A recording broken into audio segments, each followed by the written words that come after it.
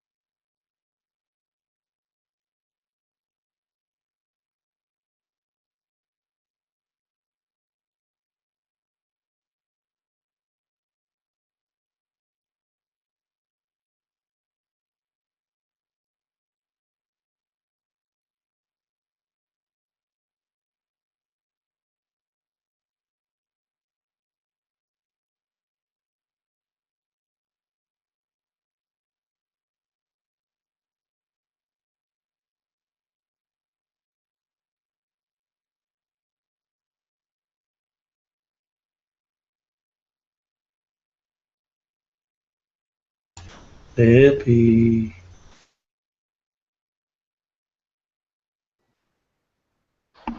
Morning. Is Edge doing a chat tonight? Oh, I have no idea.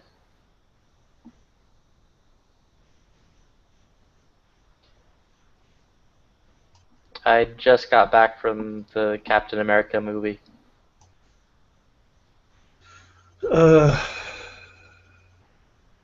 The one with everyone in it. Yeah, the one that was like an almost Avengers movie. The people, the almost Avenger movies from uh, the B Team and the B Team and Iron Man. Mm-hmm. Yeah. Please tell me Nick Fury had the courage to stay out of this one. He had the courage to stay out of this one. How did I know? Because Nick Fury wouldn't have put up with it. He'd have been, I'm tired of all you mother effing B Team Avengers up in this mother effing plane. Yeah, it was a good movie. Like I really enjoyed it, but there were some bits that were weird. However, like just looking at the way things are in like real life, the weird bits do make sense. So, like, one set of Avengers was like Democrat and the other one's Republican, and then they had a giant battle, right? Is that what happened? Is that the plot? The plot is one was pro gun control, the other was anti gun control. Ugh. Like the equivalent of that. Did they have the did they have the guy that created in the last one, the one that could pick up Thor's hammer in it?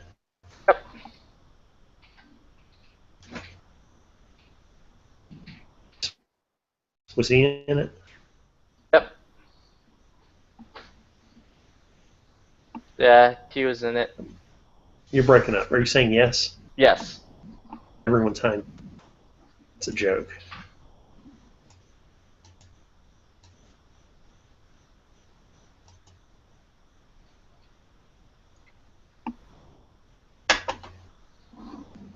Yeah, Vision was in it. That's his name, Vision.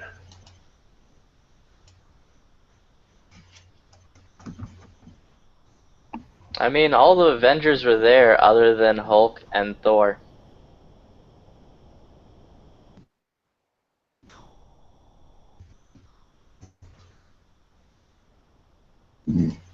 Okay, so you're telling me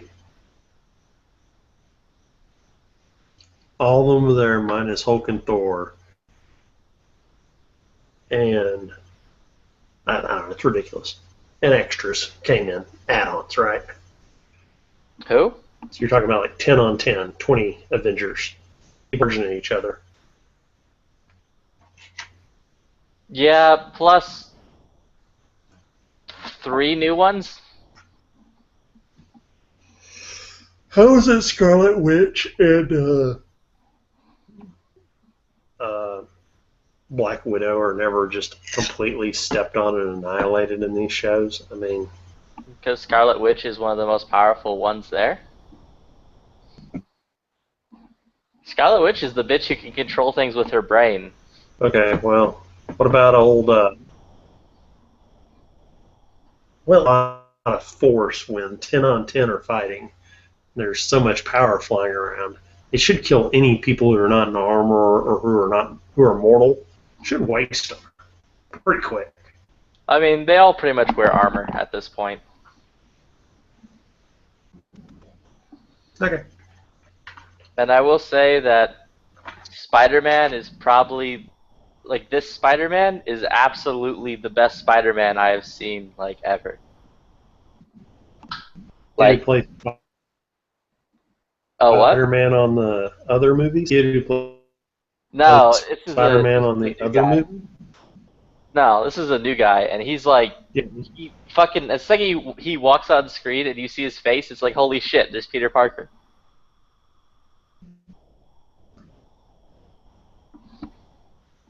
Well, I'm gonna have to look at it now.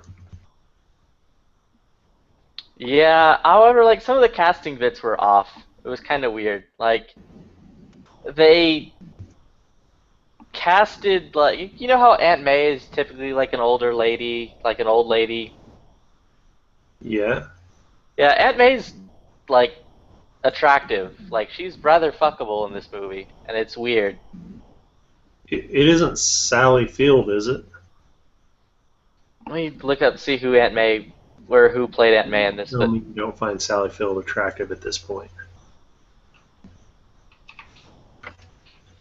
I'll find out. I'm already there.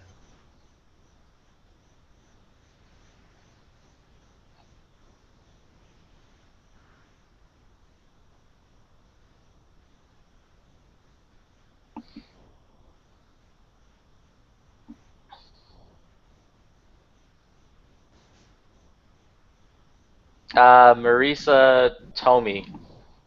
Marisa Tomei, they're putting Marisa Tomei as Aunt May. Yeah, which is like this is really I'm feeling really awkward right now. Aunt May is hot,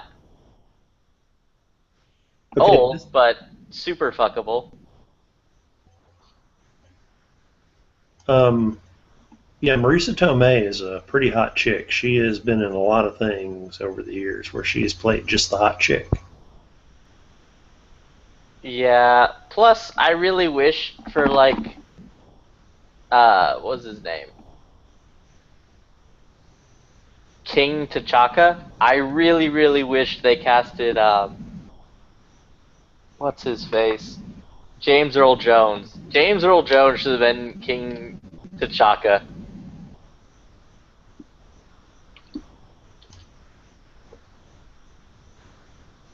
How y'all doing? Doing well. Pretty good. Sorry, I just walked into a conversation. What movie are you talking about? The new Captain America movie. Oh, that's cool.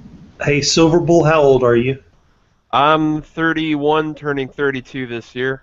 Okay, so guess who Aunt May is in Civil War?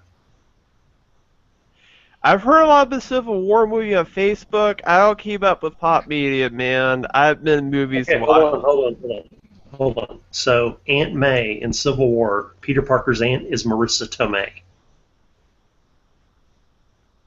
Award-winning actress Marissa Tomei from My Cousin Vinny. Super hot chick for years and years.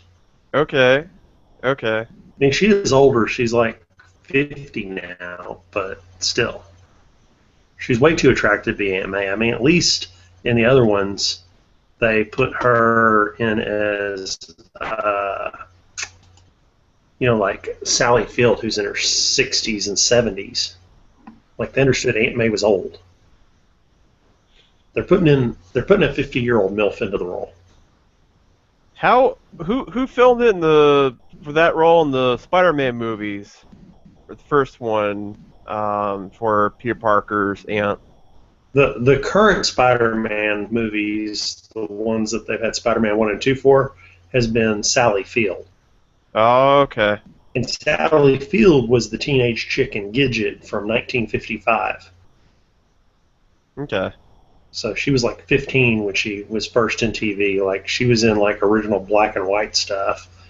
But Marissa Tomei, I grew up with her, like being hot chick and all sorts of stuff. Okay. That's I don't know, pretty cool. They're definitely going with a younger Aunt May. Nothing said Aunt May had to be old. Plus, let's think about this. If Peter Parker were 20 years old, Oh, he's about like how old? I think 18 in the movie. Okay, in the movie, but in most of these Peter Parker movies, he's in college. So let's just say he's 20. Around there, it sounds about right. So if he's 20 years old, how old is his mom's sister? Should be what, 45, maybe 50? So maybe Marissa Tomei is the perfect person because you wouldn't have a 70-year-old aunt like Sally Field. And the Aunt May they had in those original Spider-Man movies from 15 years ago, she was like gray-haired and ancient. She Yeah. made She was like old as fuck in those other movies. Like, oh yeah. I mean, Aunt May was ancient and a half, so being about 50 would be about perfect for Aunt May. Yeah. It depends on how late his parents had him, but then again, it's a comic book, so you can make it whatever you want as long as it's semi-believable. Well, if he's 20 and Aunt May's 50, that means she's 30 years older, and that means that his mom was either the younger or the older sister, and in her late 20s or early 30s when she had him, which is normal for most scientific type people who were going to have kids. My mom was 40 when she had me, so it's the norm, I know. Well, I'm speaking to the thought process of a made-up person who was married to another person and both were scientists. They would have had children in the late 20s and early 30s because in the 40s there'd be too much chance of genetic deficiency, and they're studying genetics. And they certainly would have had to have had children after they went to college because they're both doctors. So, again, it would have been late 20s, early 30s when they would have had children. Sounds reasonable, the thought process. Sounds logical. Yeah, it sounds reasonable, but the thought process of I wouldn't mind fucking Aunt May shouldn't be. That was kind of weird. Like, it was just a weird situation after, like, while I was watching that movie, just because I'm used to Aunt May, even for, like, the comic books and, like, shit of her being, like, an older lady, like, a much, much older lady. And then, like, this one, she's like, oh, nope, she's completely fuckable in this. How old are you, Flippy? How old are you, What? Flippy? 25. So she's only twice your age. Yeah, so it's like, it's weird, but not super weird. It's not like she looks like grandma. No, Marissa Tomei is a MILF. I know plenty of 50-year-olds, my job, that look like they're still only 35 to 39. Yeah, so I just wasn't, like, expecting that of Aunt May, and it was weird. Especially the movie, like, the entire time she's, like, wearing, like, low-cut tops and shit. Sex appeal to old men, man, what can I say? There's a market for that. Tony Stark's a little bit older than her. I bet he hit on her. Oh, it was so fucking funny. Did Tony hit on her? Tony hit on it. It was great. Oh, I bet he did. The back and forth between Spooderman and, like, Tony was great. Spoonerman? You mean Ant-Man? No, I mean Spooderman. Who's that? The web-slinging dude who spooters about. Spider-Man? Ah, Spooderman. Dude, kicking me off here. You never heard of Spooderman? No, that's not Spider-Man then. Hold on. Spooter. Yeah, hate you this so dude. Spooter! Yeah, Spooderman. Oh, nice. Ay, ay, ay. Yeah, it was It's- like a big internet like meme thing for like the longest fucking time. Obviously, I missed it.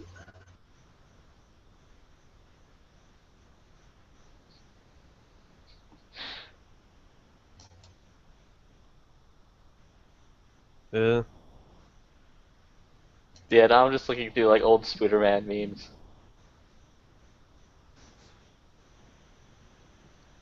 But yeah, no, like the dialogue between them was great. And, like the dialogue between Spider-Man and everyone else was also great. Who else from the Marvel Universe is in there? Is the Incredible Hulk in there? Or? Everyone but the Hulk and Thor, but both are mentioned. Okay. Captain America was in there? You, That's you, Captain America movie. you are aware that the next Marvel one with them in it is going to be a buddy-buddy Hulk and Thor movie. I'm okay with that. Yeah, they're gonna have some type of Thor movie, but Hulk's gonna be a sidekick in it, and they're gonna like smash Asgard and other planets up. All right, I'm even more about that. That's kind of awesome. Yeah, so it's gonna be Thor and Hulk as doing something on not Earth, but out in the cosmos. Which have you ever seen the cartoon World Hulk? World War Hulk. No, it's called World Hulk, and it's basically the premise is they send Hulk off to another Oh, Planet Hulk.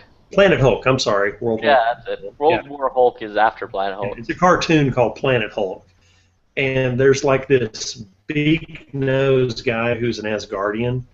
I don't get that, but anyway, it's from the comic books. But Oh, anyway, you he's mean the other basically Thor-like. Who? Billy Ray. Yeah, and so basically, it's basically Hulk lands on this planet. There's an evil emperor. It's a whole flashback to ancient Rome type scenario meets John Carter theme, but Hulk's the hero, who makes a lot more sense than John Carter as far as being strong and being able to jump around a lot. So anyway, it's a good movie. Yeah, he ends up going to a planet that's like fucking massively like weaker than him. I mean, he's like the weakest person on that planet, which is great. Everyone's like super strong. You talking about John Carter? No, I'm talking about the Hulk, Planet Hulk. No. Planet Hulk. He goes to the planet, and because he's Well, no, because- that's the one where Doctor Strange and Mr. Fantastic, Tony, and Namor, Submariner Namor, they that's not ship him. that's not the cartoon show I saw. Well, I mean, the comic it's based off is where they ship him. They're basically They- shipping him out into space to a like deserted planet. Hulk has a Hulk out inside the ship, and it Yep. gets knocked and sent to a gladiatorial world, where he's like one of the weaker people on it. And it's like full of like retardedly strong people. Okay, so that's not how they did it in the cartoon. In the cartoon, the premise was he landed on the planet. He was very weak when he landed on the planet, of course, and throughout the movie, he got stronger and stronger and adapted and became more powerful as he went until he got to the point where he was the toughest person on the planet and able to Hulk smash everything. But Oh, there he were becomes like the fucking superheroes. king of that world, and fucking like, oh, in the comic he becomes the fucking king of that world, and Yes. then he like fucks that lady, and then has like a Hulk baby. Hulk. And then, They didn't have Hulk in the show, but he was about to bang her when it ended. oh yeah, he bangs the fuck out of her, and she gets super pregnant, and then that world explodes. It's awesome. Yeah, then Hulk comes back to Earth and starts fucking up everyone's day in World War Hulk because he believes that the Earth blew up his planet. Mmm. And now that he's like Hulk baby. quadruply strong after his adventures on Planet Hulk, he's now just like legitimately fucking up everyone. Makes me almost wish I read comic books. Oh, it's great. There's a really funny bit where like not Daredevil, Ghost Rider shows up and then just like looks at him and then just is like, well, he doesn't have any like because what's his face? Ghost Rider's powers are all based off of like sin and like regret. Yeah. He's like, well, he doesn't have it. He like tries to do the like evil fire stare at him. He's like, well, he doesn't have any regret or anything. So he just fucking gets back on his motorcycle and drives away. Nice. Like it's really, really fucking funny. He grabs Wolverine at one point because Wolverine's trying to subdue him, and he like just pulls him in half and throws one chunk of him into one state and throws another chunk of him into another state, and then continues on his like rampage. What's his face? The Juggernaut tries to fight him and like charges at him, and like the Juggernaut's whole thing is once he charges, he can't like be stopped by anything. Right. So he charges at the Hulk, and the Hulk just sidesteps him, and he runs off into the ocean. Keeps going. Yeah, he just keeps going. It's so fucking good. Can you change your screen cap off that retarded Spider-Man? No.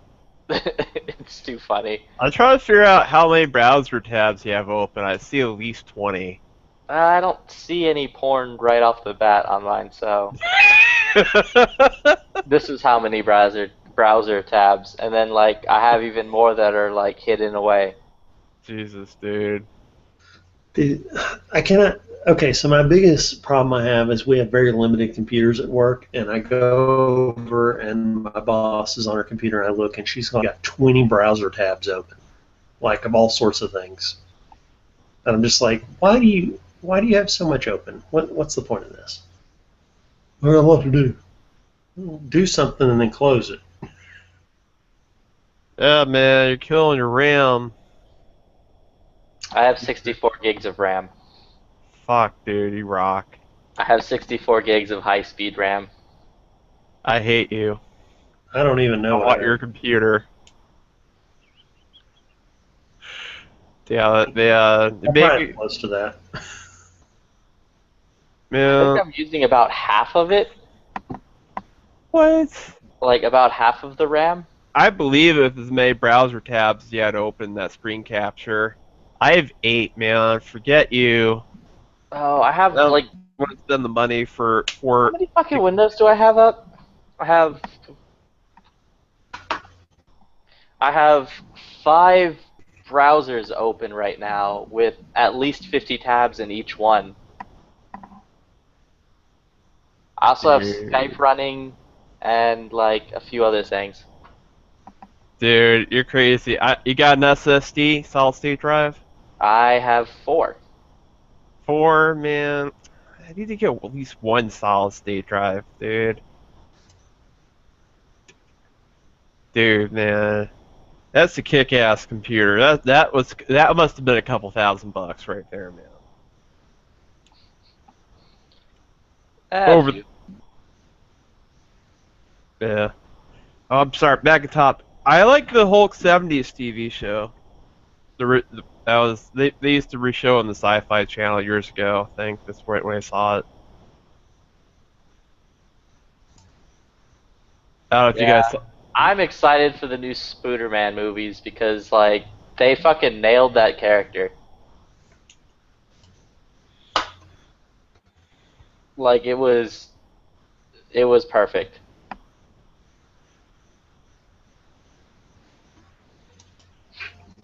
So, Silver Boy, your picture is from Monty Python's? No, man, that's me. That's you. I do medieval combat reenactment. I sold the kit, except the helm. The helm I have to dig it out somewhere. But one of my hobbies is doing reenactment. Not SCA, Adrian Empire, but we do steel combat, rapier, archery, etc. Point fighting, mule combat. That is me. Cool.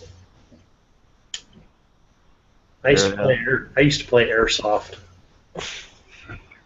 No, I like Airsoft. I'll turn on the webcam. It's a little messy behind me. I apologize. It'll come on in a minute. but back when I played, it was a bunch of us adults, and most of them were ex-military. We had full military gear with the airsoft M4s, and had a saw gunner, had just all that stuff. We used to go out and really,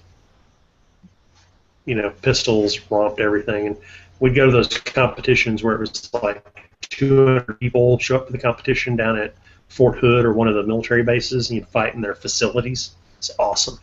That's pretty cool. I live in Texas. I live in Florida myself, but yeah. Hopefully my webcam turns on, but it doesn't. Oh, it should. Takes a minute usually. I'll turn on. Yeah. Now, do you actually have a horse there or a guy with coconuts? That's Florida. There's palm trees everywhere. So Yeah, you're just saying you have a guy with coconuts? Are you Yeah. riding a horse or is just a guy with coconuts? behind you as you go for your jousting. No, I don't do jousting. I know people at local Ren Fair that do jousting. I help the jousters in their show, a separate act. Unchoreographed jousting is really dangerous and can land you in the hospital, which is why we don't do that. Everything we do is ground combat. It's cool, Okay. but you fall off a horse prong, that's a lot of force right there. Yeah, I mean, you're wearing a lot of weight. You get knocked off the horse, and boom, you're on the ground, and that's smash crash. The armor will help you. It will save your life, but even still, It's got to hurt. yeah. It's a lot of extra weight to hit with. Yeah. I mean, it ain't like you fall on football pads. You're falling in metal, so it's got a little more gravitational pull. Yeah, I know it does, but you're wearing Padding? padding. Yeah, padded jacks. It's a little like So- very heavy winter coats. Silver Bull, what is your... I see your shield there. What is your favorite melee weapon? Weapon, saber. A couple sabers. Favorite, Sword and shield. one-handed, curved blade? Yeah, I have a couple of rebated sabers, as well as sharp ones, and yeah. I would have thought you'd be more like something like a English longsword or something. No, I mean people like play with longswords in our group. Longswords are more of a multi-purpose weapon, where they're meant to trip people and use the guard as much as you'd use the blade, but it's hard to do that in yield combat because all those moves are meant to kill people. We're not actually trying to kill each other, we're just trying to beat each other up until someone like runs out of breath or something. Well, so are maces and morning stars involved, or just Maces are okay. There are weight limits. Nothing, no flails. Nothing that that has ball and chain. But maces are okay. doing on that? Say it. My camera's being a bitch. I don't know why. Now it worked. I had to turn it off and on. Yeah. Well, that's the room. I didn't think it through beforehand. Is that Play-Doh behind you by the lamp? No, it's just crap. Just dog bags and poo bags and other crap I need to clean up. Just checking. What are you doing? I need to clean up my counter. I haven't had a chance. So freaking busy. I really like my. I Hmm? got a Hanwei katana. It's got a really nice way to it. It's definitely a two-handed preferable weapon. But I've had a cavalry saber, one of those cheap stainless steel kind, back in the day. Yeah. Like it's supposed to be the cavalry saber from the Civil War. That thing is really nose heavy. I mean, we're talking about a lot of weight. I don't know how you could even swing it one-handed more than once or twice. No, if you look at a lot of the reproduction and then the originals, the differences are drastic. The originals have a lot of tapering, where it's 5 to 8 millimeters thick at the base, and it goes down to 2 millimeters at the tip. Yeah, this definitely is just a big chunk of steel that I had. Yeah, especially if it's stainless, it's not meant to be used. Even a lot of the good Indian reproductions, which are built fairly well, they don't usually taper them as drastically as the real ones. They never feel quite right. But even the real ones, it depends on what it is. If it's a light cavalry saber, then it will actually be very friendly to use. Whereas heavy cavalry saber is more of a primary weapon, and those would be pretty nose heavy and hard to use in foot combat. It depends on the army. There's lots of armies, particularly heavy cavalry, like Germans and Polish. The cavalry lance was the primary weapon. And after the lance failed or broke after the first or second use, then they switched to the saber. So they had a lighter saber because of that, because they didn't need the reach since they were using a lance as their predominant weapon. The saber was a fallback. Well, I definitely like my Hanwei katana. After I studied the katana and how it was designed, I was really impressed by the development of it. Katanas are interesting. I do like Japanese swords. They are not my favorite. I do respect them where respect is due. Japan did a lot with very little metal. They did not just they did not have a lot of metal in their homeland. They didn't want to trade for a long time. They're a very closed society, and as a result, they had the pattern weld swords, where they only had the good steel at the very edge, and then the rest of it was more borderline iron for the spine. That's No, why the you're pattern wrong. welded. I'm gonna disagree. You're wrong. All right. What they had to do is they had to take the crappy steel they had, and they would fold it over and over again, adding carbon in to add the carbon into it. They kept adding carbon, flat, fold it, carbon into it, and they kept doing that. What that did is that caused the steel to become even, like to take out any of the problems with it. And then they made it into a sword. Now they got a sword made out of halfway decent steel, or pretty good steel, because they added carbon to it. And here's the magic trick. They took clay and covered the sword in clay, and then wiped the blade off in that motion that's kind of like a wave. Yeah.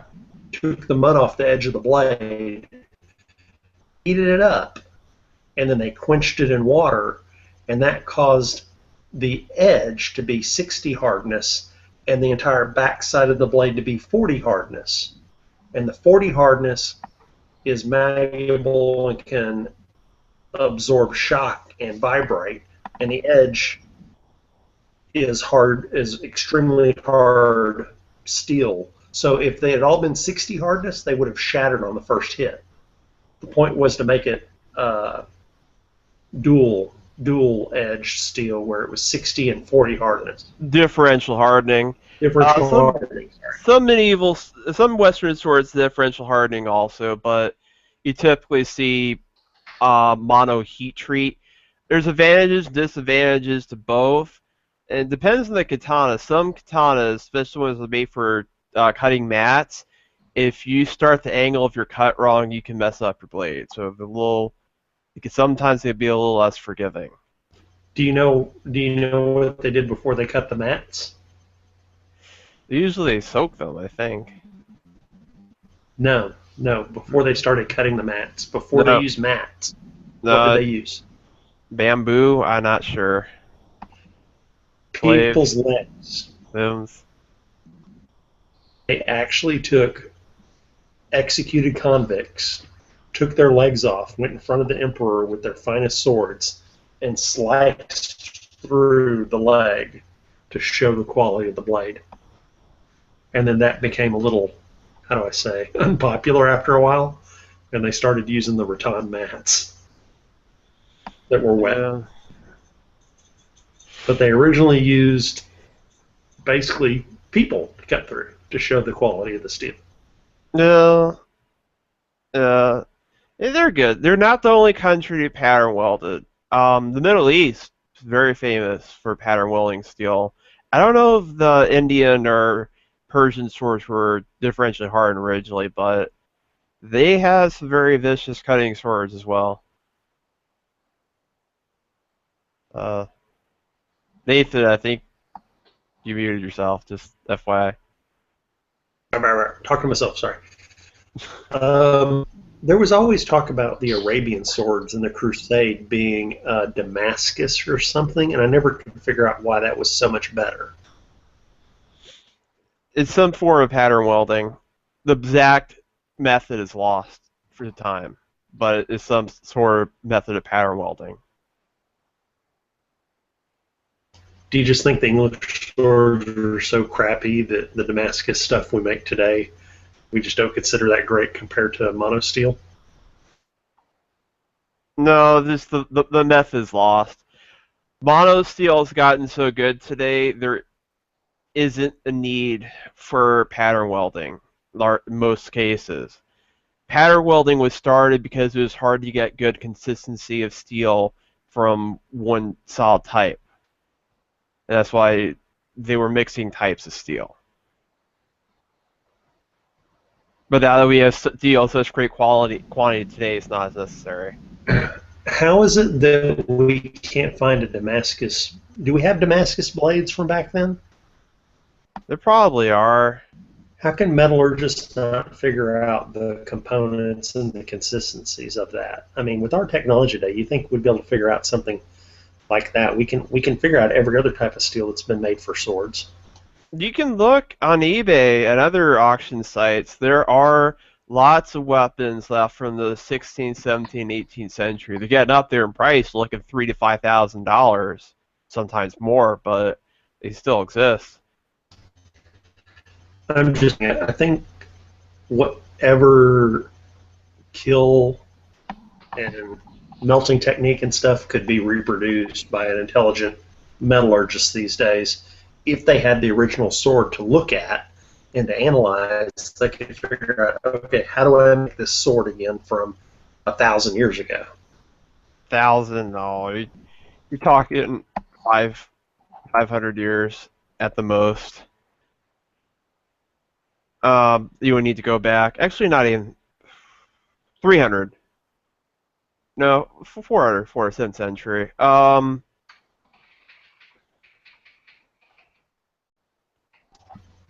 Okay, so it's lost in time.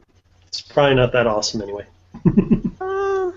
Maybe. I don't know if I agree with that necessarily.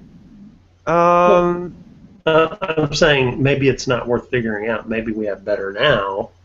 Oh, mono steel, yeah. Even in the Middle Age, especially into the Renaissance, there were a lot of advancements, particularly in Central and West Europe, where they could have quality mono steel blades.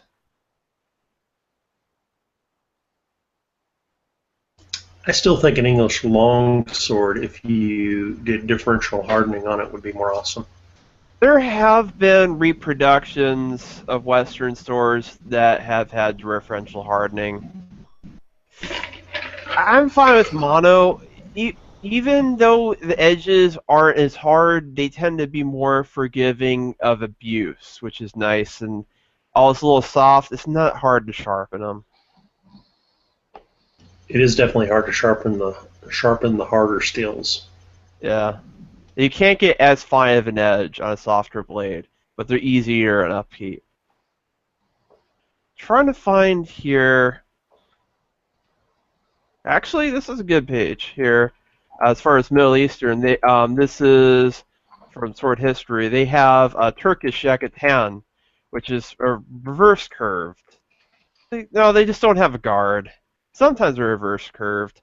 It doesn't say how old it is in the museum. I was originally trying to find a kilik, which is a very popular Turkish cavalry saber that's been used since the 13th, 14th century.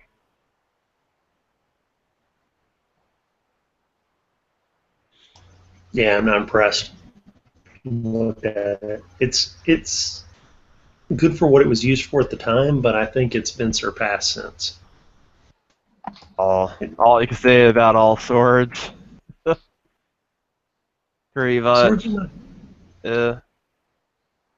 I mean, like if you look on eBay, like I just put in the word Killick, there's all kinds of stuff. I don't even know if this stuff's real. It's the thing that scares me about eBay about these quote-unquote antiques, whether they were an antique made yesterday.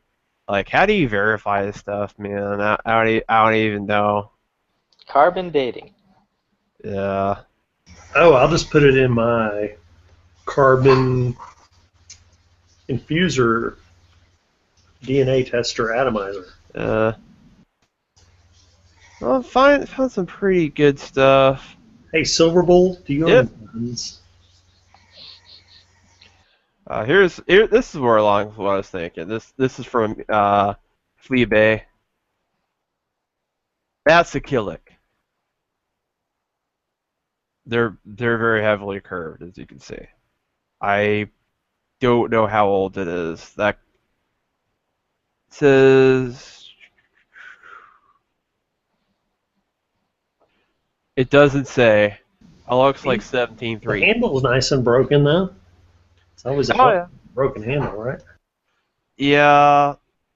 Usually, it's a steel frame, and then it has wood grip slab side onto it, and the tang passes through it, and they're pinned with rivets. Between 2 and 4, usually, on a hilt like that. Hey, Silver Bull. Yeah. Are you a shooter?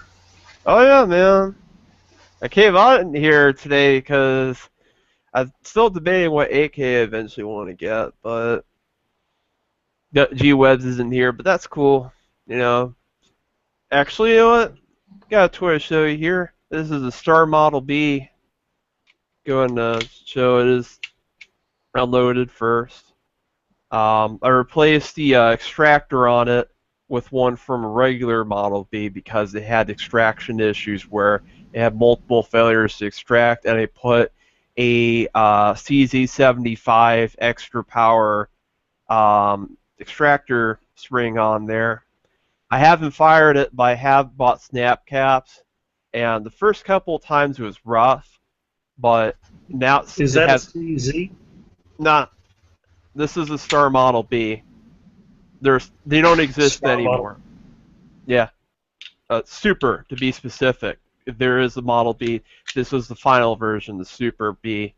They were produced from the 1970s up until the mid-80s or so. I think a little longer than that. I could be wrong. This one says it's 73. They were made in Spain. How do I say this? It's written here on the side. Becheveria in Spain. They exist since the early 1900s, and they went out of business in 1996, fortunately. A lot of these served the militaries all throughout the world. Their farms general. The Super Bees were in South Africa. I have a friend of mine actually in my housing community who carried one of these in the South African Army decades ago. They're used in Israel too as police guns. But before that, the original Model Bs were used in Spain, and although they were neutral during World War II, they sold a lot of them to the Axis forces, so a lot of them were seen under Nazi use for their police forces. Similar to 1911, but different. Has a profile, there's no grip safety, and the back strap is integrated. And the takedown's totally different. You just have the takedown lever right here, and the whole thing slides straight off, like 6 Hour or Brother 92. What caliber is it again? 9x19. Makarov? No. Regular 9x19 Luger. Okay, Luger. Okay. Yeah, it's got a drop link type operation, like a Browning high power. It's not. It's linkless. That's why I'm showing it here. It's that looks. Yeah. Interesting weapon. Yeah. The reason why I got it, because they've been going up in price. When they first came in years and years ago, they were going for $100. The last couple of runs they've been going for $250, and now they're sold out, the good ones. So I think it's only going to go up in value. They're hard to get parts for, so I don't know how much I'm going to shoot this. But it's more of like a toy/investment piece. These are not the original grips. I just installed these today. It came with plastic grips that were trying to impersonate wood. These were the original grips it came with. Kind of like orangey plastic trying to simulate wood. I found these on eBay for $25, so buy it now. So you're looking to get an AK. Do you have any other rifles right now? Oh yeah, I got a VZ58 actually 2008 Century build, and I have a Ruger Mini 30, and I have a Pi Standard shotgun, which is a shotgun, but still a long gun. I've been looking very seriously at a Century Arms C39. I've been looking at some of the stamped AKs. The only ones that really impressed me are the RPK style receivers, like the Zastava M70 OPAP. I don't know, like the rivets walk in some of them after you fire them a lot. No, don't pay attention to me. I'm just memeing right now. Oh, it's alright. Yeah. Flippy, hey, I found this, and I thought it was really funny. Flippy, do you carry guns? Yeah, CHL. Yeah. What do you carry? A Glock 19. Glock 19. That's what I started with back in the day. This is my daily carry right here. A little I burst of started with thunder. a 1911 that worked only half the time, and that would be generous. Yeah, don't carry something that works half the time. That's what I had. If I could make a statement, you need to fire a gun as many times as you have open windows that I can see.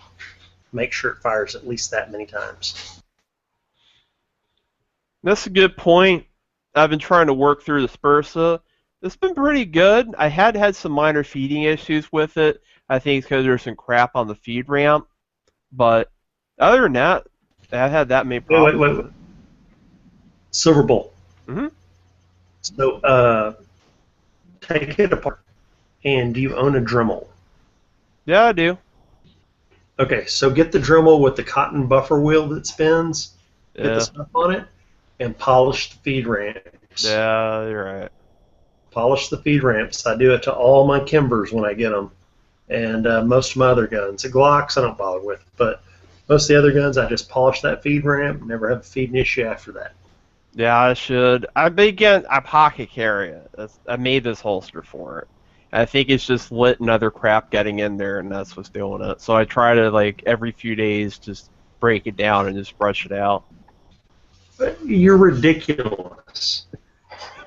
I'm sorry to say that, but I have guns that I have not cleaned the pocket lint out of for 2 years, and they fire just fine.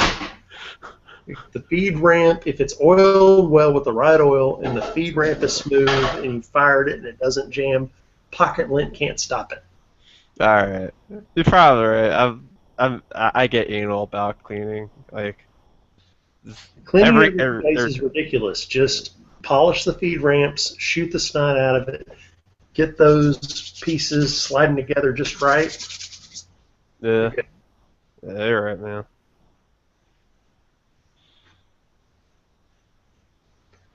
Yeah. Yeah, I just bought a Dremel. Show me that piece of leather. Show me that leather holster, dude. Hmm? Show me that leather holster that's in. Oh, yeah, sure, man. It's designed to look like a wallet. So when it's in your pocket, if it starts printing, it prints like a wallet. Hold on, you're spinning it too fast. Sorry? I see the rivets. Turn it slow. Oh, there's rivets. There's a couple. I see the rivets. What's on the inside of it? Oh, very very thick leather. What it does is it hugs the shape of the trigger guard. Yeah, it's 3 pieces you cut out. And what'd you glue them together with? I didn't. They're riveted and stitched. Okay. How'd you stitch it that thick? With a drill press, and I use artificial sinew, which is used for sewing through leather. Nice. But I pre-drilled the holes. Did you drill them with a Dremel or with a drill press? Drill press. Very nice. I only use the Dremel I have to. I've burned through 3 Dremels, maybe more, over the course of 5-6 years. I only use them when I have no choice because they're good for delicate work, but if you get that motor hot continuously, you're going to burn it out. I've burned out too many Dremels. Are you using battery power or are you using the plugins? Plug-in. Oh, okay, the plugins I think you can wear out much faster because there's so much more energy coming into them versus the battery power ones. Battery power Yeah. ones die with lithium batteries when I get them too hot. No, in case you were not aware, I am a fellow who makes leather items, so I'm always interested when other individuals are making things. Oh, that's cool, man. I bought these are rivets I got from Tandy Leather Factory. They're I go just the there all the time. regular copper solid rivets. They just good holster, man. I go to the leather factory all the time. I got one about a mile and a half from my house on the way home from work, so it's way too bad. But I make the holsters. I've been learning to do it professionally somewhat. So That's good. That I haven't learned professionally. I just do it. hey, look, you're me 3-4 years ago. I mean, I was doing things like you're doing now, and I'm impressed. Thank you. Yeah, I mean, I bought books, I watched YouTube videos, I spent thousands of dollars. That's for my cell phone. Yeah, This ruined. Cow skin, 1 to 2 ounce. That's nice hand stitching you got on the sides. Thank you.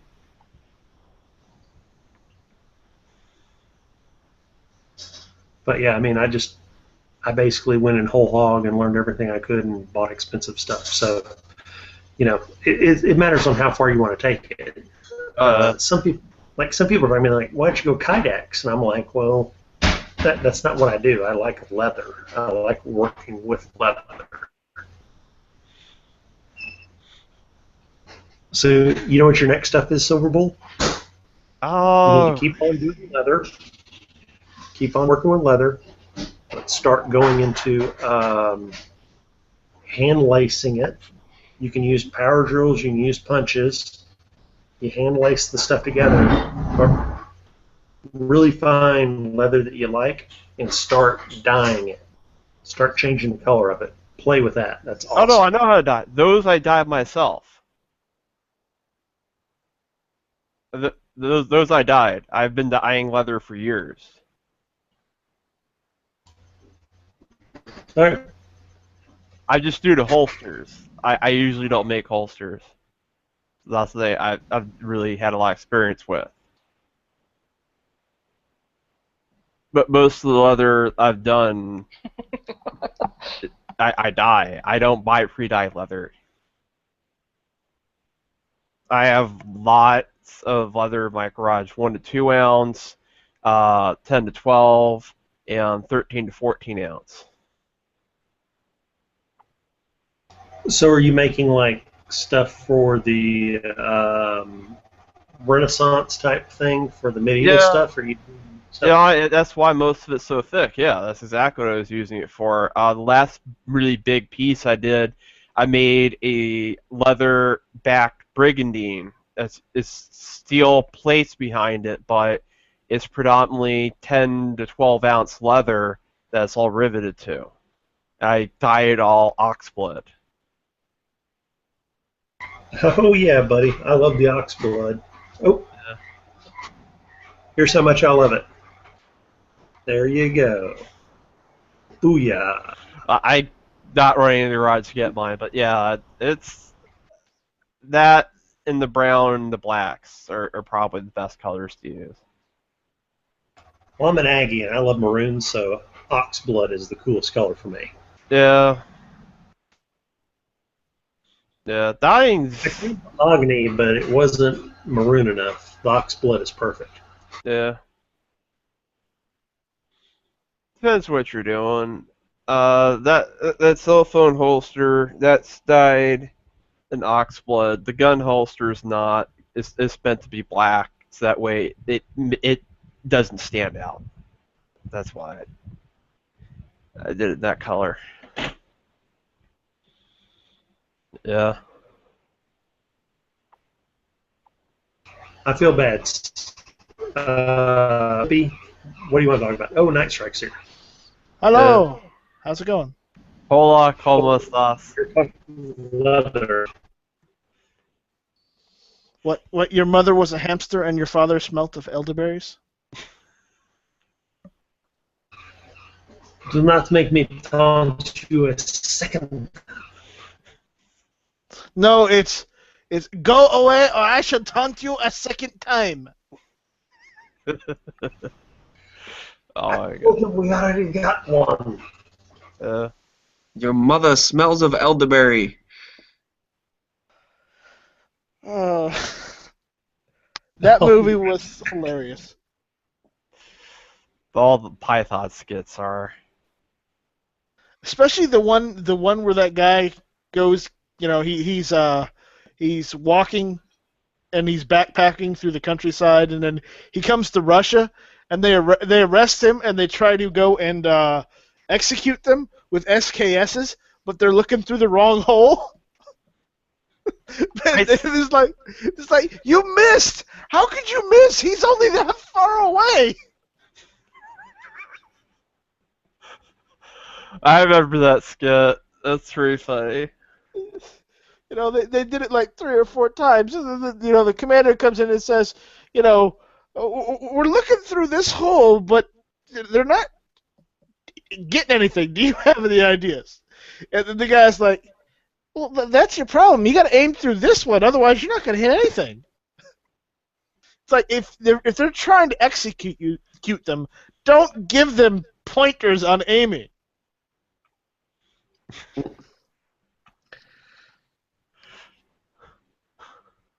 They got some other good ones where it's a British family and they talk about their German cousins, how they're kind of angry, and all of a sudden Hitler pops out. Ooh. I don't think I ever saw that one. Is that like a flying circus, or was that one of I the think movies? it's Flying Circus. I don't remember which one it was exactly, but I have the entire box set of Flying Circus. It's like 20-some oh my DVDs. god. Good man, good man. That's I awesome. honestly, I can't say that I've watched all of them. I skipped around a little bit. I tried watching from beginning to end, and so I probably missed some. I think I saw it on YouTube when I put in Monty Python, and that's how I found it. I just think every time like Island Z's, talking about being on the island, I know they like spam out there, so it reminds me of that skit. What's for breakfast? Spam, spam, eggs and spam. Spam, spam, eggs, bacon, spam, and spam. That like everything. Spam, eggs, sausage, spam, and spam. Yeah, can I get the spam, spam, eggs, bacon, and spam? But can I replace the bacon with spam? What? You want spam, spam, eggs, spam, and spam? Ew. And she's like, well, I don't want the spam. And he goes, don't worry, dear, I'll eat your spam. But I don't like spam. And the Vikings just come in and ruin the skit. Spammity spam, spammity spam. Ugh. Oh, I love that.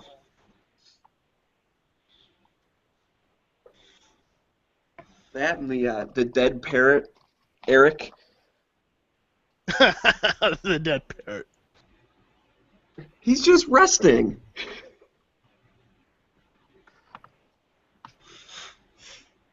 Oh man. I love how all of their pets, like in that show, they're all called Eric.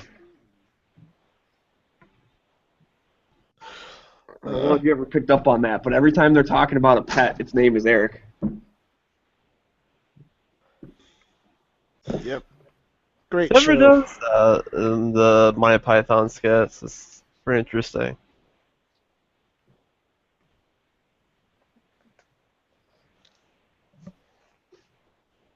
But anyways, guns are fun and stuff, huh? I Oh, love yeah, guns. Is that like the name of the website? They Like that channel? So, guns. Yeah. Guns, and more guns. Yeah. I'm waiting for my gunsmith to get me back my 7 mag with the new Schillen barrel. It's taken him 4 weeks so far, but he said he had to get a new reamer to do the 7 mag into the barrel. So I hope he didn't die. What rifle is this Really for? He's like 70-ish. What rifle is this for? 7 mag. 7 mag. Not familiar with that. Sounds interesting. 7 Remington Magnum. Oh, 7 Remington Magnum. I don't know bolt guns that well. Forgive me. Or Remington's product line. I know what the 870 is. And that's like my extent. Okay, so wait. This is just a 7 Remington Magnum, a cartridge invented in around the 1950s. It's been around a while, you could say. Okay. And it's what most American hunters conceive as the round that has the most power, that is durable for recoil.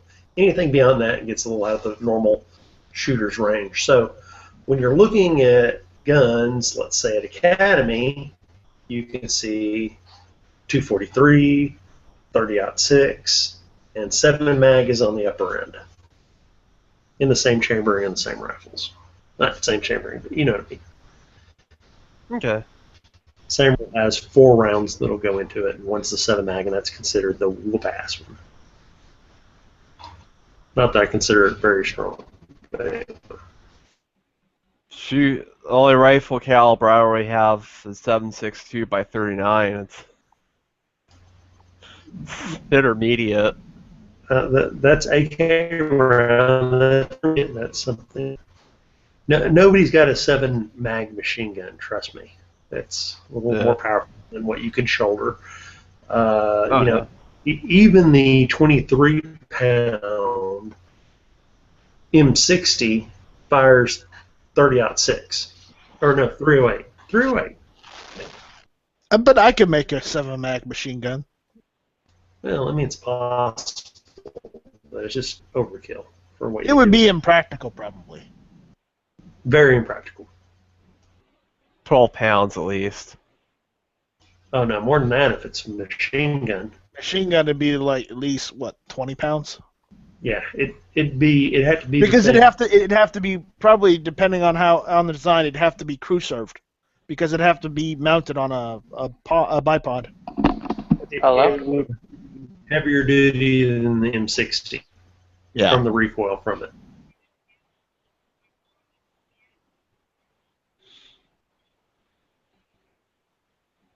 Okay. But it'd be workable. Alright, bye. You could attach it to the roof of a Jeep, I guess. Like, Probably better on a That's- tank. yeah. Some V gun, yeah. Or in the side door of a Blackhawk. Yeah, that would work. At the same time, it's not a common cartridge. Well, technically. Yeah. Try to stick to more common cartridges for that reason. Even the military is like that. You know, the military sticks to common cartridges too because it's easier for them to get ammunition as well. Yeah. Granted, half the time the military came up with the cartridge in the first place, but Yeah. especially in the case of like 30-06 and and not 308, but 7.62 by 51. Okay. So you don't understand the history of those cartridges. 30-06 was introduced into the military and found that, and it was used for a long time. And then when we joined NATO, we switched from the 30-06 to the 308 for NATO reasons, and it wasn't us running that show. And then we did pick the 5.56 by 45. We picked the AR-15 round. That was our pick. But the 308 was definitely a NATO decision. We switched out of 30-06 to 308 because of the other damn countries. Remember who started NATO? We did, but There we go.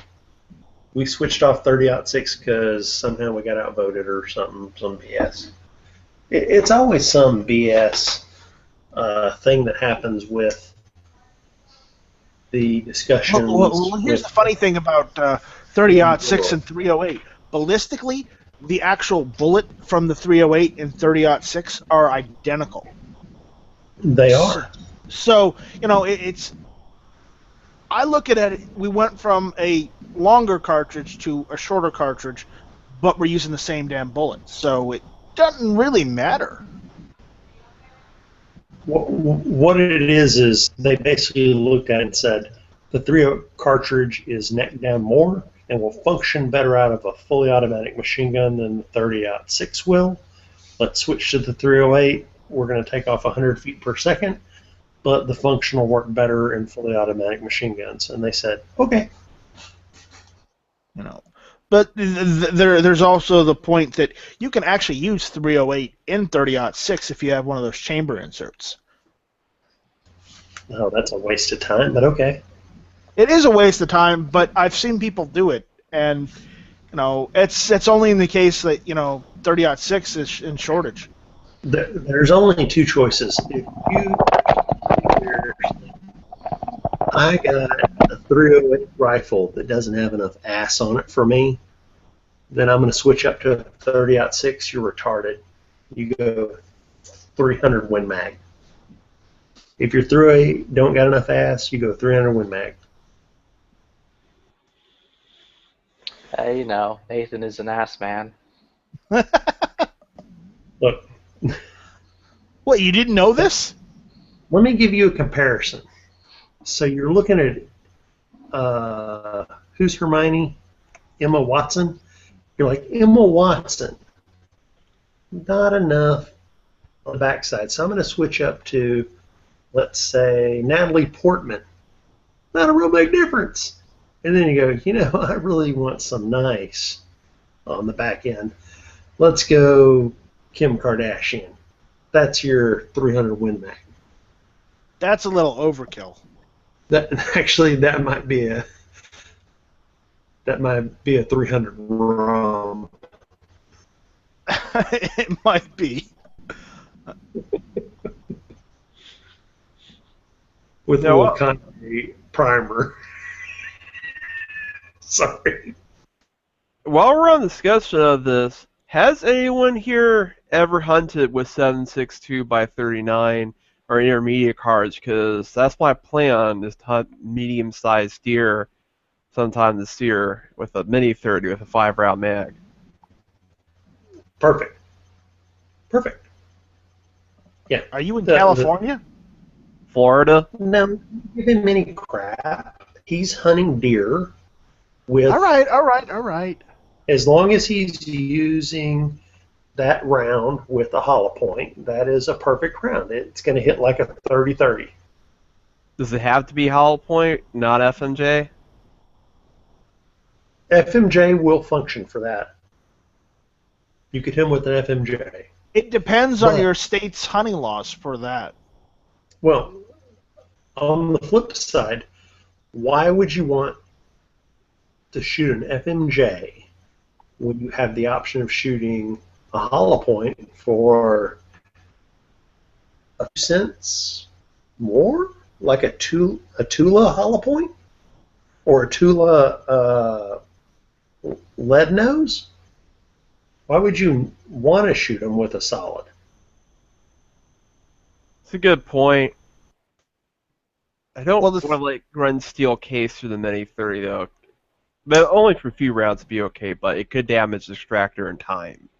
It's the only thing I have against Tula. They make brass jacketed bullets that you can buy in 20-round packs for not that much more. Brass cased? Yes. Yeah, you can find brass case, hollow points, or lead tips in the AK rounds. That's not a problem. I would look into that. I wouldn't buy a whole metric ton of them, but for hunting, I like 20, 40. Well, you need, as I said, check your state's hunting laws. Some states, like I know, some states require you to use like soft points instead of hollow points or full metal jackets. Because here in South Carolina, they're more I think they said if you're going to go hunting deer and whatnot and a bigger game, you want to use soft points. They would prefer you to use soft points while hunting. A lot of your 7.62 by 39 rounds you can find in brass with lead soft points, and that's almost universally accepted in hunting. Yeah. I'm going to look that up now for the state of Florida, out of curiosity. Because you don't want to be caught by a game warden or, Yeah. a natural wildlife or something for using the wrong cartridge. Well, forget about that. Just the take of a Florida deer will be much easier with a lead point versus a full metal jacket. Yeah. Both will work. Trust me, both will work. But the hit, the tracking, the recovery will be much easier with a soft point or a hollow point. And that's something people always get into arguments with me about. What do you shoot this critter with? You shoot it with this. I've shot it with this. I've ear-holed it with a 22. Well, I shot it with the 22 mag in the eyeball. And I'm like, dude, why are you making it hard? Just use the right size round with the right size type bullet in it and follow your hunting regulations and it'll work out. You can't use FMJs. I just found the rules for the state of Florida. Good thing you mentioned that. I didn't think of that. But it says here towards the middle, specifically for deers, non-expanding full metal case military ball ammunition for taking deer and bears. So it would have to use in kind of hollow point or soft nose. I would recommend going soft. For deer. No, if you were shooting like bear, you could probably get away with hollow point. No, it's not getting away with anything, but the soft tips are what you're going to find in the round you're talking about. And they work great. Yeah, I've got a spam can I haven't opened yet, so. I was about to say, don't go out looking for 7.62 by 39 super hollow point, Hornady hog killer on steroid round bullets. Just get some lead tips that work. I got lead tips, that's fine. Reading through some of their laws, it's only like, no full auto weapons. And they also talk a lot about decoys. That's only in your state. Oh, for hunting. It doesn't say you can't have it for general purposes, if you're in class 3. It just says no full auto for hunting, specifically. Yeah, that's for your state. My state, you can my hunt hogs state. all day long with a machine gun. Oh, fuck yeah, man, because you live in Texas, live free or die. No. No, not entirely. Texas is not machine gun state. And Flippy don't live here, do you? Yeah, I live here. What do you mean kind of machine gun to hunt with? It's outside of Austin. There are places that will take you up in a helicopter and give you a machine gun, and you get to shoot as many hogs as you want. Okay, I get you now. Okay. Is it about $500 an hour? It's like $1,000, and it's not per hour. It's just like $1,000 straight up. $1,000. Nice. But you get to gun down as many hogs as you want. I didn't know they gave you a machine gun. I thought they gave you a semi-automatic AR-15 or AR-10. Nope, they give you like a straight up full auto AR. Damn, they're pimping it out because they're running the helicopter and they have the license to have the gun and they're flying it. They can let you shoot it from right behind them. That is awesome. And you're going to blow through the rounds like nothing before, but that's awesome. I'm sure there are drum bags for an AR. Bring your own ammo. Is it bring your own ammo, Flippy? I don't think it is. All I looked up was, it went by really quick. It's basically just explaining that it was like $1,000 and they take you up for like, I think it's like I bet they charge you for the ammo. I think it's like an hour they take you out, and you just fly around gunning down hogs. I bet they do that because what it was before was it was $500 an hour, and you brought your own gun and ammo. And so they're charging $1,000 and giving you a fully automatic and just throwing X amount of ammo at you to shoot at the hogs with. That's pretty cool. Of course, it's better if you have. I was watching some of those hog hunting videos originally when they started doing that in the state of Texas, and these guys are shooting, and all I can think is they shoot, they get done with a 30-round mag, they pull it out, they're trying to hold onto their gun, trying to put their mag away, trying to find another one to put in it, and I'm going, you idiots! You need to have that on a sling, you need to drop it, you need to pop another one in. Why don't you have a drop bag on your right side hip, a magazine vest, pop it in? You know, really inefficient.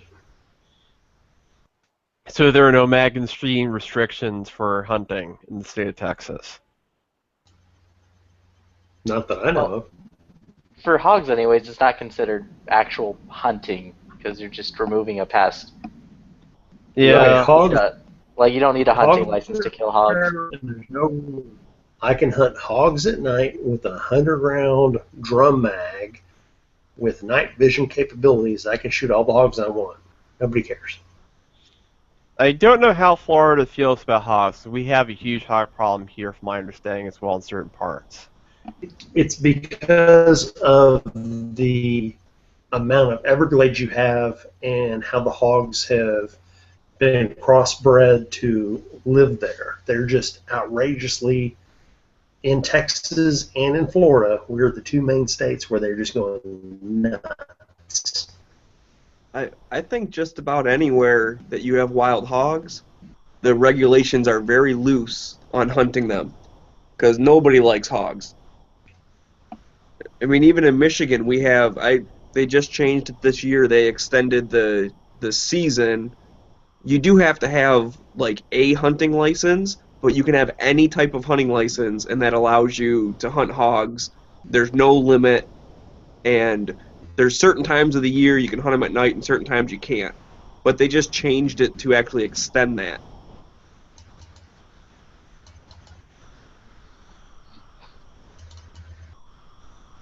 So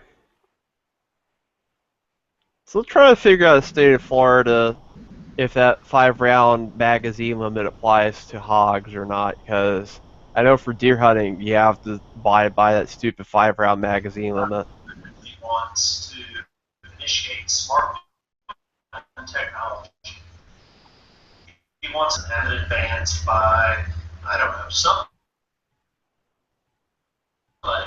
in the Department of Defense or something, kind of like their mayors to look at this won't do the job when it would take about 20 minutes for guys to sit down and figure it out. But they want to develop this new technology for smart guns. And there's one smart gun out there, it's like so.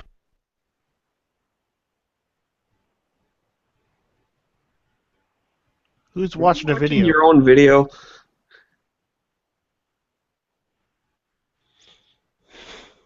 Nathan, you're watching your own videos? Come on, man. That was kind of odd. Hey, Nathan, are you going to make your own smart gun video too?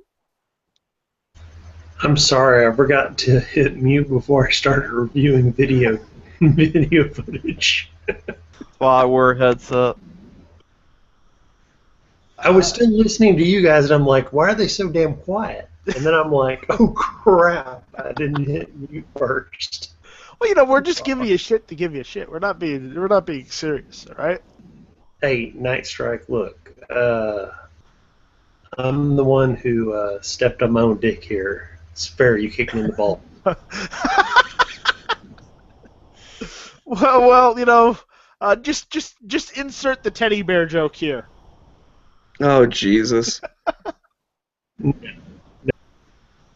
No, speaking of guns, man, I don't know if you're looking for an SKS, but apparently Classic has a sale for $400 for Yugo SKSs.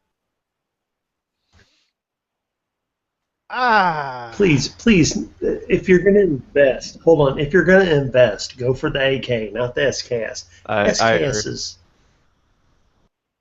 they're not nearly as friendly to. They don't flow as well. The AK is really the way to go. Well, I had an SKS. I hated it. I gave it a carpet 10 years ago.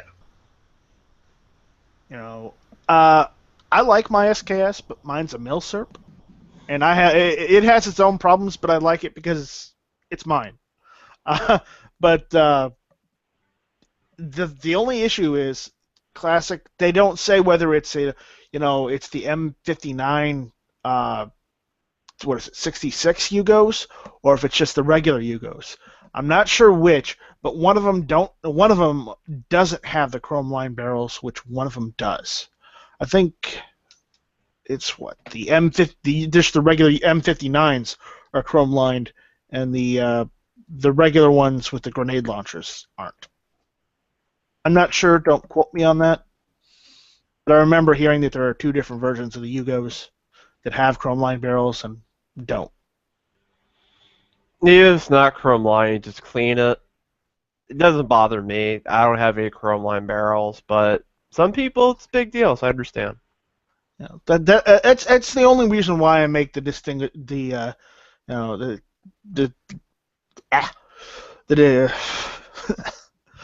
description, because distinction. That's right. Damn it. But yeah, some people want chrome line, some people don't. It just depends. Oh, you don't have to clean as much as chrome line, but I hear you can lose a little accuracy with chrome lining. I don't know if it's true or not.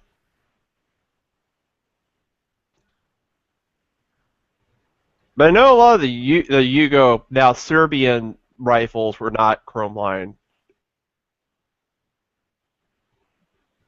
So, if you want to get a Yugo, that's fine. Just be forewarned. They may or may not be chrome lined. It just depends. Yeah, I don't know. Though, does Florida have laws on the size of your magazine while hunting? 5 rounds. Yeah, I was saying that. Yeah, no more. 5 rounds. Well, in that case, basically what you'd have to do is you'd have to go and get a replacement magazine for your SKS, either detachable, or you can actually get a fixed 5-round magazine because it's with the SKS it's affixed to the rifle. So you'd be fine with that. But if you're gonna shoot 7.62 by 39, you could just go with an AK. Yeah, I agree.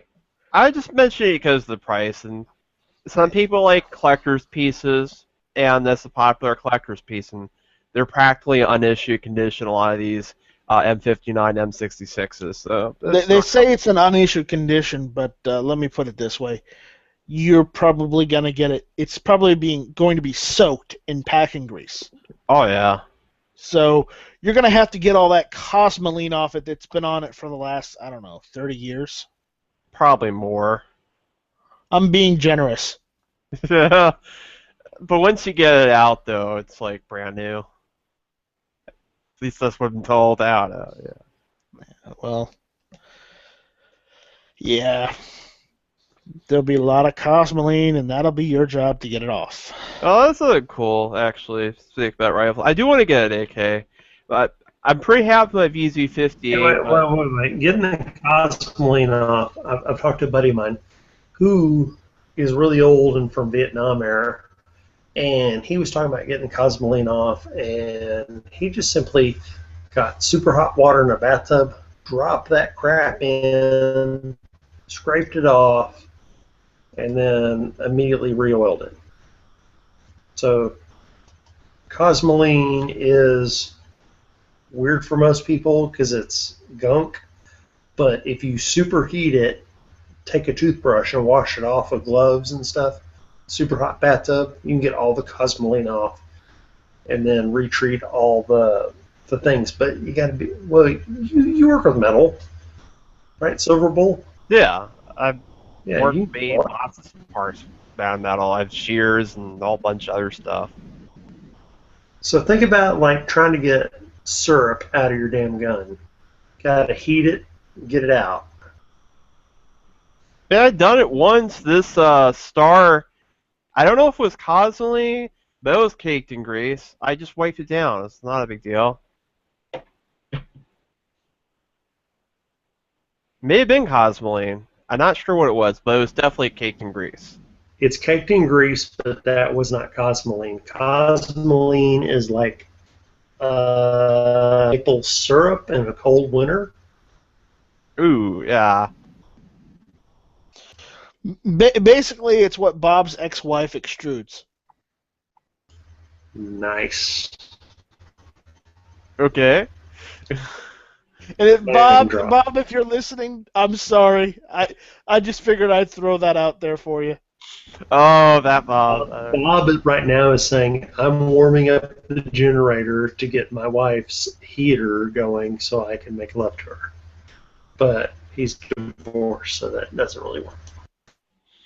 Trapolite made a point about the Norinkos, but I think the Yugos are nicer for what I've seen.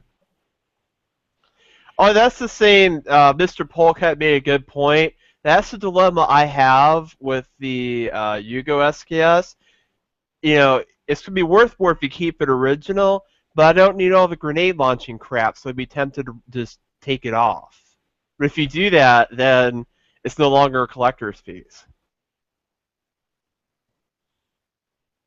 Yeah, and if it's the grenade launcher type that can have the bayonet be fully extended with the grenade launcher on it, you don't cut that grenade launcher off. You keep that on because, you know, it's the collector factor then. You Yeah. can still use it for whatever the hell you want, but the fact that you have it complete as it was issued, you know, you can get a little more out of it. If you look a little harder, you can find the 59s without the grenade launcher crap, but they're not. They're the same price, but they're very difficult to find, for what I've seen. I mean, mine's just a Chinese Type 56. Yeah. But mine's a Milsurp. It's not a Norinco. It's, you know, original military factory. That's cool.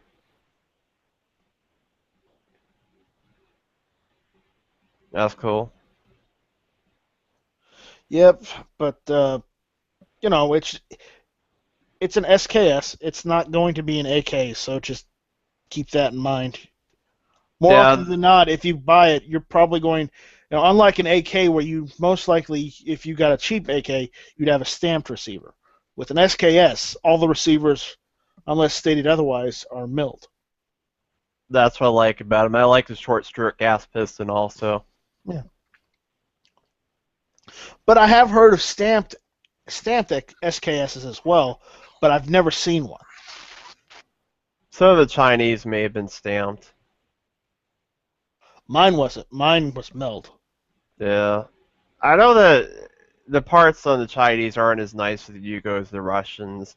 They're not as nicely finished, but they still work. Yeah. Well, I bought a couple Russian SKS parts, and I swapped them out with my Chinese Type 56. No problems. Yeah. I like the Tula SKSs, but they command a premium. They go as much as some lower budget oriented AKs, $550, $600. Yeah. I don't know if I had to sell my SKS right now, even in the condition it's in, I probably could get what, $225, $250 out of it. Not bad. I think that's what my friend got when he sold his Norinco SKS. And he had the bunch of the Duckbill magazines, and the guy didn't want them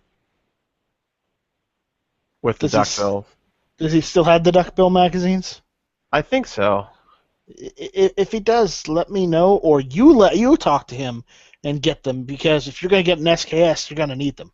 Yeah, I wouldn't mess with it. I deal with stripper clips. I just bought a couple months back crate 1100 Yugo Sensitive Stu by 39 rounds on stripper clips. So I'm already set. Yeah, the problem is all the ammo I've got always comes in boxes without stripper clips, so it's useless to me. I got all the stripper clips I need.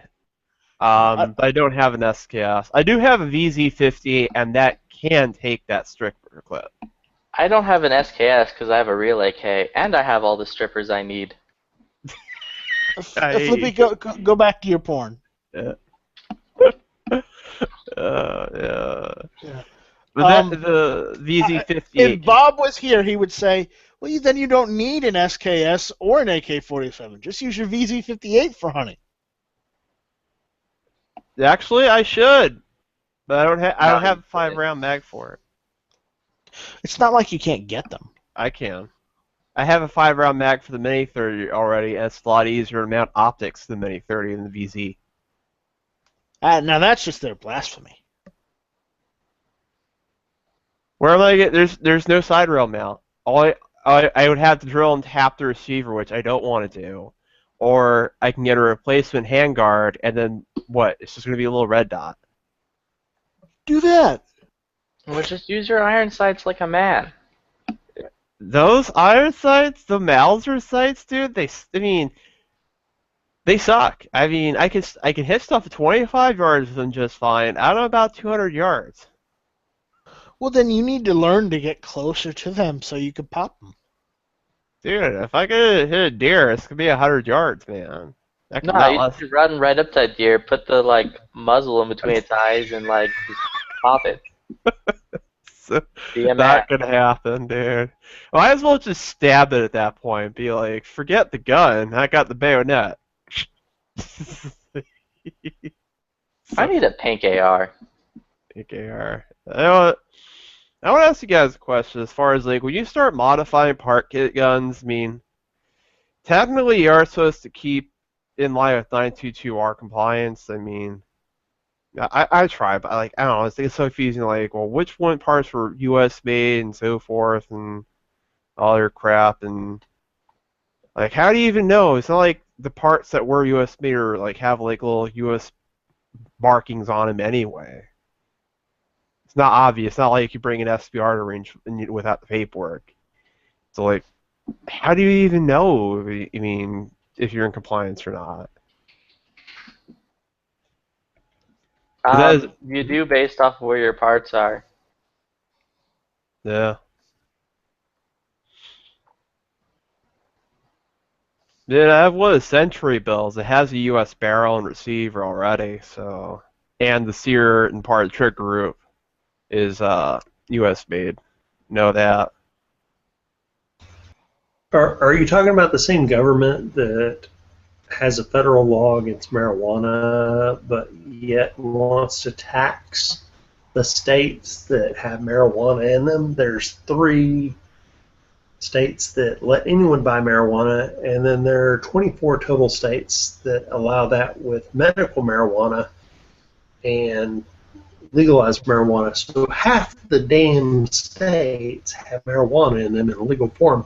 It's against federal law, and they're not prosecuting it. No, you're right. It's garbage. It's garbage. I just don't want to go to jail for go to gun range because you want to be at a gun range and be like, oh, your trigger makes part 22. No, you. I don't. Anyone ask for this. Yeah, it's ridiculous. But no, it's retarded. When it comes to 922R, you have to know the rifle, you have to know the parts. It's not like a short barrel rifle where you can look at it and be like, well, that's under 16 inches, and it has a stock. It's not, you really have to, it's like you have to take apart the microscope to see if it's in compliance. And I don't know anyone does it. So when they pointed it out and they go, this has 22 parts instead of 21, so this is illegal. And then you can go, no, that's an illegal counterfeit part made by a Russian drunk or Jew, and it doesn't count. What would you do? Nope, you're wrong. That one part's legal. That's American. You see that shoddy workmanship? It's American made. Yeah, actually, I'm gonna bring that because I've done a lot of work to my VZ. Be right back.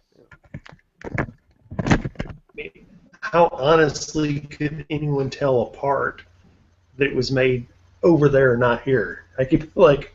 No, that was actually a custom-made replica part by Yankee Hill Machine. Oh, easily, because if it's made by Yankee Hill Machine, it'd weigh like 800 pounds.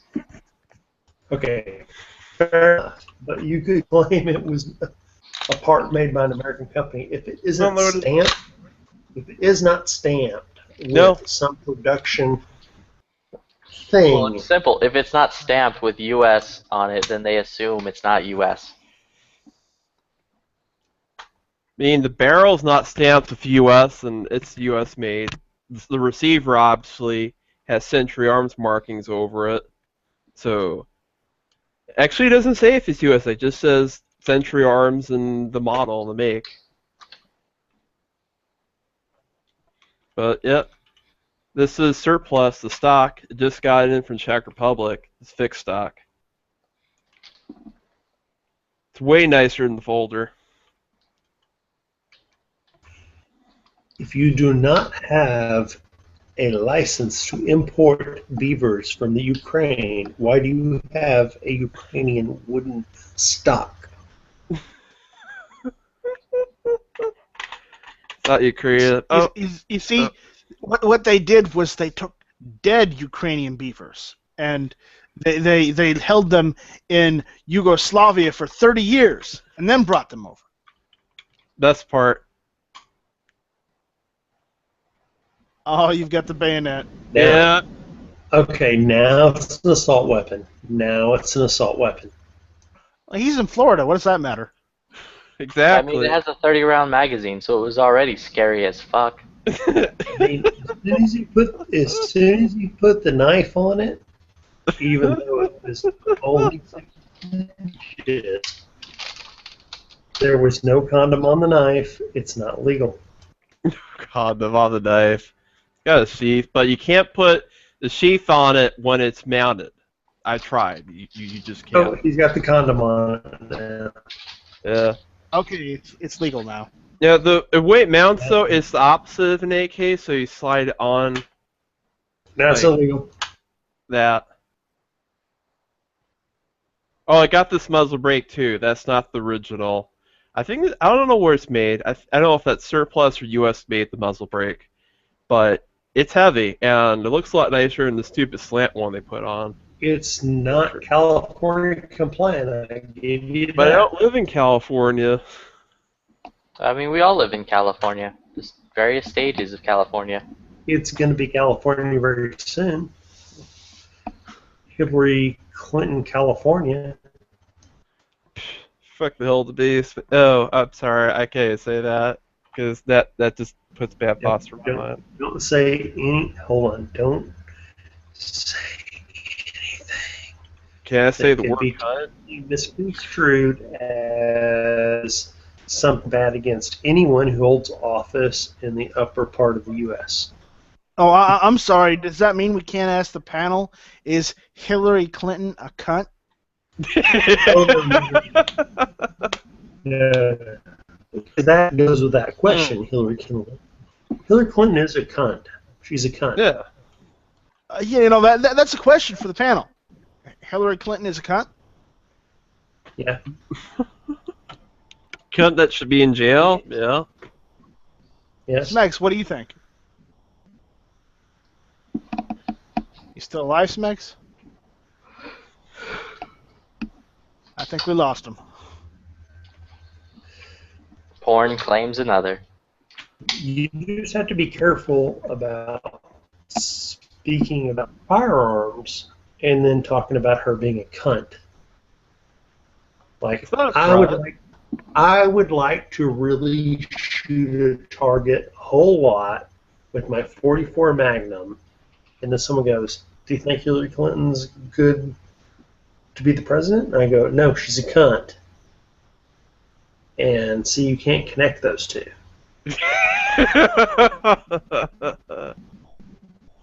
I like to shoot, and Hillary Clinton is a cunt. You can't do that. Damn It's it. illegal. I'm not drunk enough for this conversation. Well, then get to drinking. I need to go out 7-Eleven. That's what I need to do. You act like this is our fault. You're right. It's my fault. Mm-hmm. It's Silver Bowl. It's your fault for looking so good. What do you mean it's his fault, Flippy? Well, it's his fault he's not drunk enough for this chat. What the fuck are you talking about by he's looking It's super Flippy. good? Are you really surprised? I'll be right back. All right. Okay. Yeah. I don't know. I mean, the VZ's pretty good. They have issues with trigger reset sometimes in the semi-automatic versions. Sometimes the striker under recoil can hop the sear, and it follows it home, staying up with a dead trigger. I haven't had it happen with this build. It's pretty rare, but it could happen. And there are ways to fix it by welding tab on the carrier, which this one doesn't because Czech Small Arms, which is the other major importer of these rifles, they have a patent on it. And Century tried to do it, and they got sued by Czech Small Arms for using their fix. So how many rounds have you run through it? Not enough yet. I put about 200. I bought this used, so I don't know how much the other person put. Dude, it's nothing. It's nothing. I know. I haven't put enough behind it. I like it, but the thing is, this furniture, this foreguard, after you've been through 2 magazines, it comes hot enough to fry bacon. I'm dead serious. The forearm gets really hot really fast. I had to put it down when shooting it in rapid succession after 2 mags, or like hold it by the magazine or something. They actually did find a solution to that. This has more use for just a bayonet. I was looking at the Czech surplus parts. You can actually get a bipod that mounts the bayonet lug. I found the 75 round. No. Never mount a bayonet. I'm sorry, a bipod.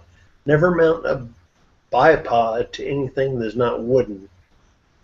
Never hook it onto anything beyond the stock. Do you know why? No, I don't know why. Because the barrel bends when it gets hot. When the barrel gets hot and you have the bipod on the front of the barrel, it'll bend upwards. Just a little bit, but just enough to lob it the hell over things.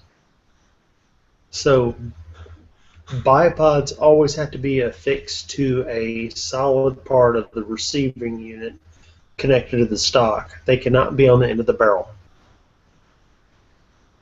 Never thought about that. Well, it's a good thing you talked me out of spending $100.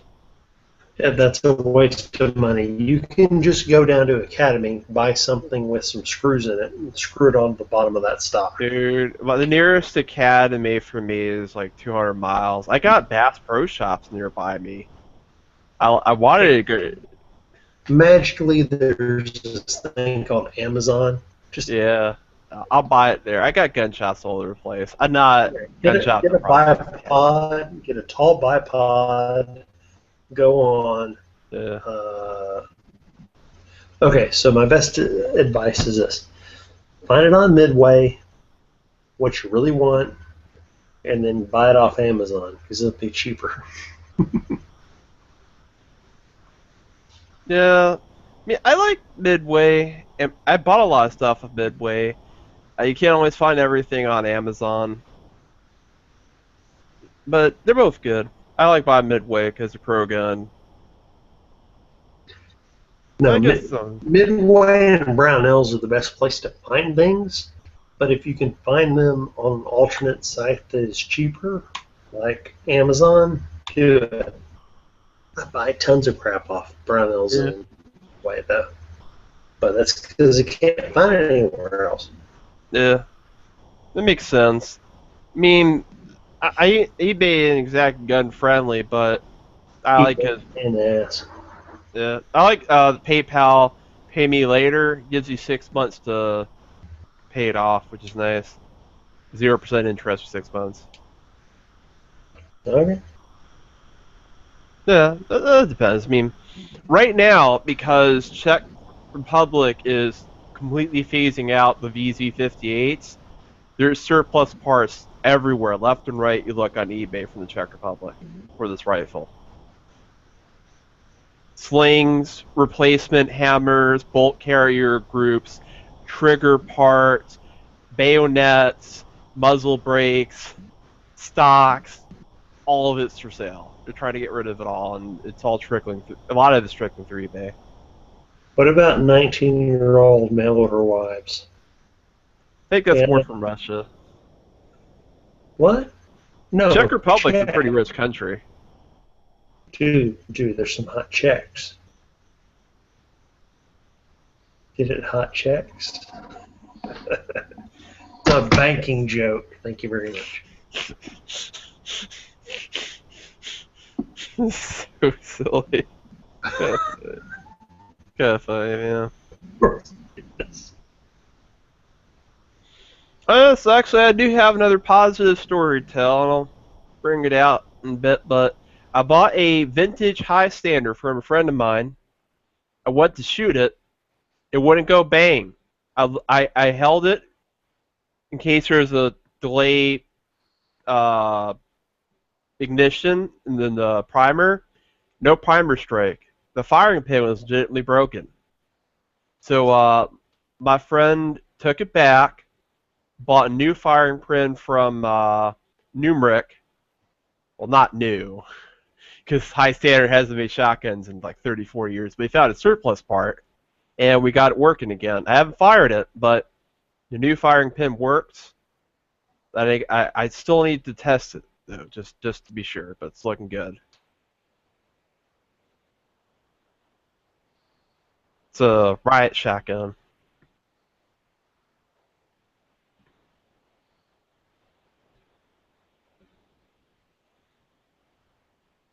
I guess Nathan's internet crashed on him.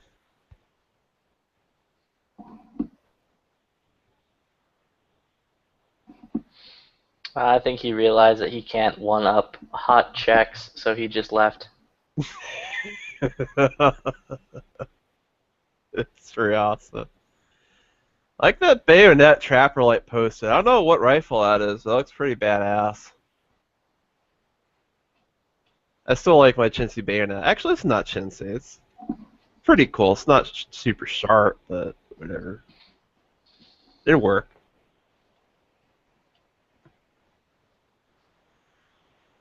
Them evil assault rifles that hurt little kids out at. They're bullshit. Freaking gun grabber spew. They go off by themselves. They're evil by their nature, just hunting down innocent people. Fair. So yeah. Let me get that standard. I'll be right back. I haven't shot it yet successfully. I did bring it to the range, but that was way to scare the fire pins broken.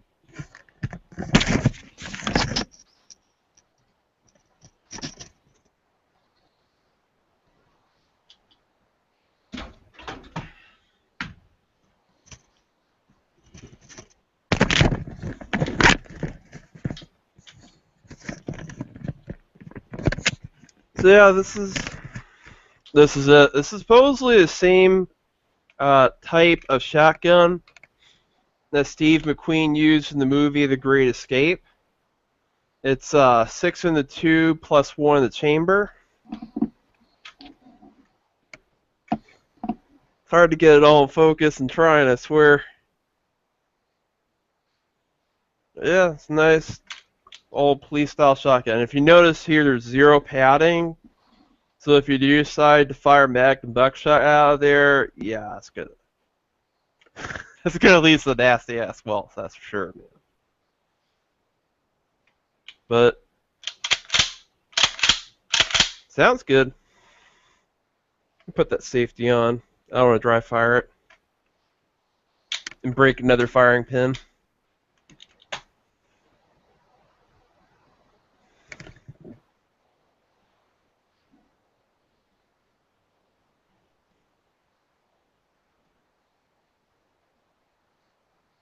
That got quiet. Yep.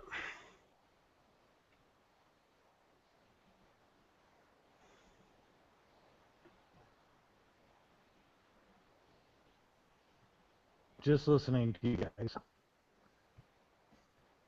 Oh, it's all good.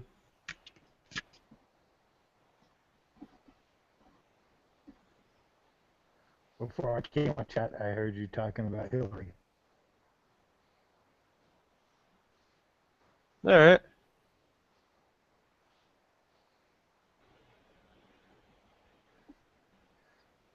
I guess it's been an internet thing lately that cunt is not a good enough word for her, that we need a better word. It's worse.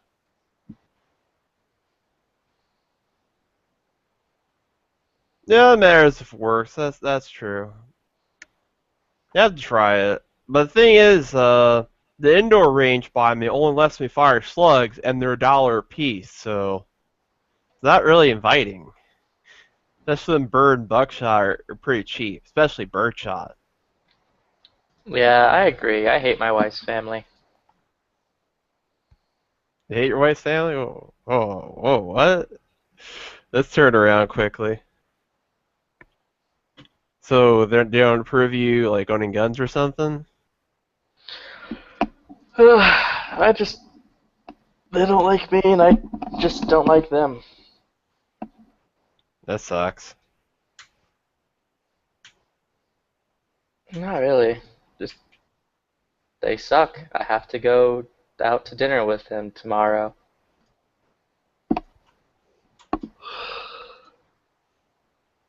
They're frumpy or something?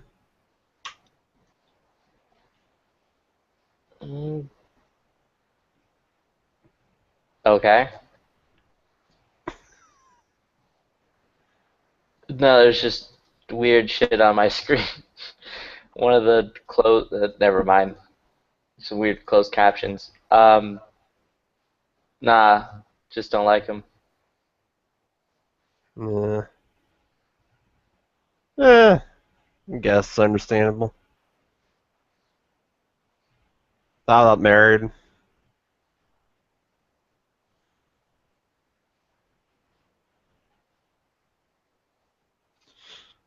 And everybody left.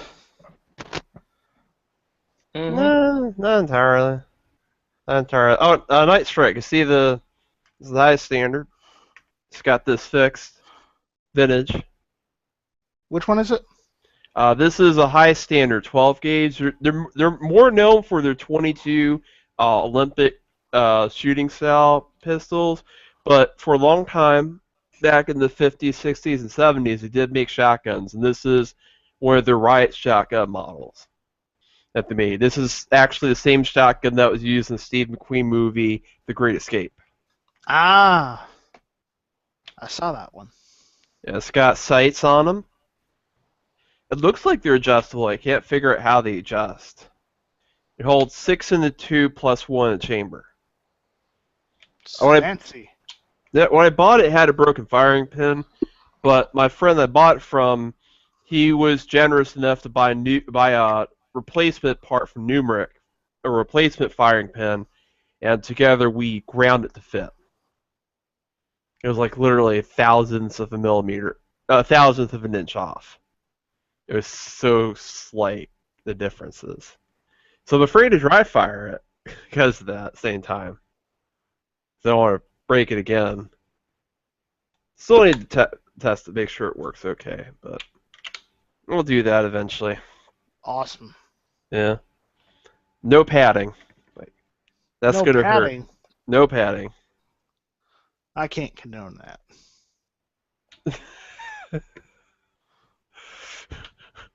It's gonna hurt.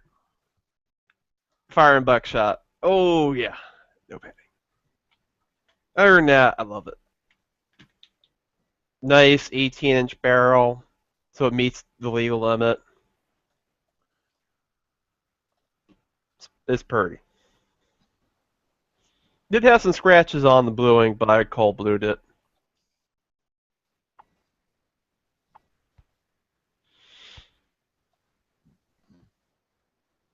Yeah.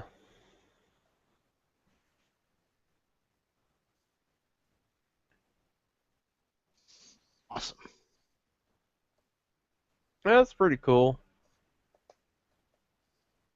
They had a Marlin shotgun before that with a 24-inch barrel, and that had padding. It was really nice shotgun, really beautiful stock, but I sold it to that same friend I bought the high standard from. Just, it was too big.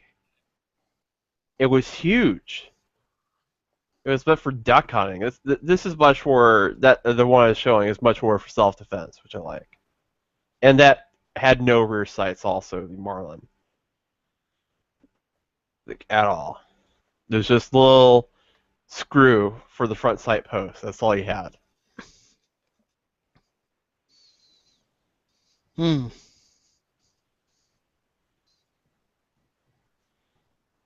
Well,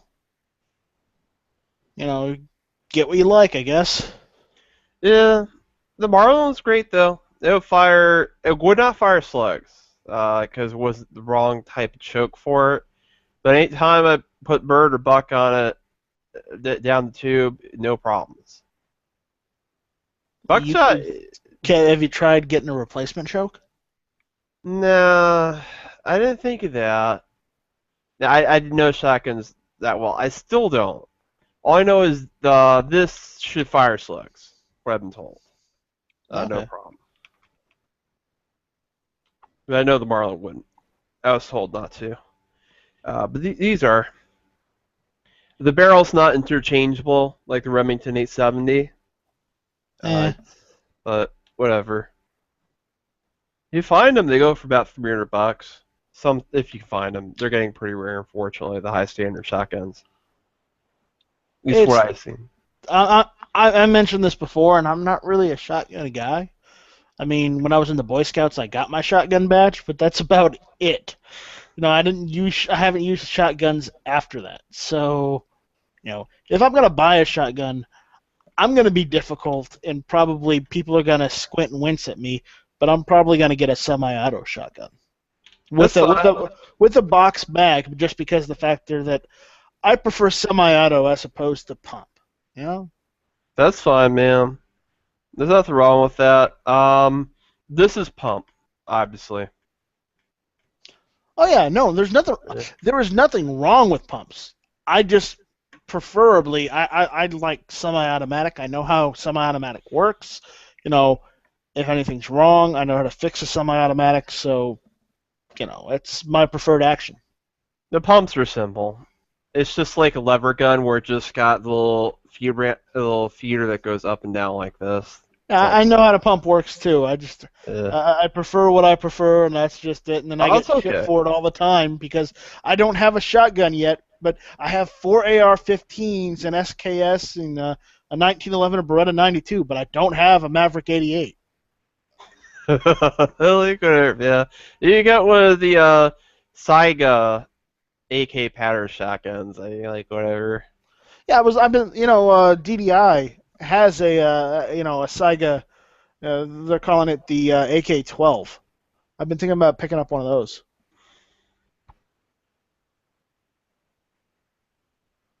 Yeah, I've learned a lot of good stuff about DDI. They sell out quickly.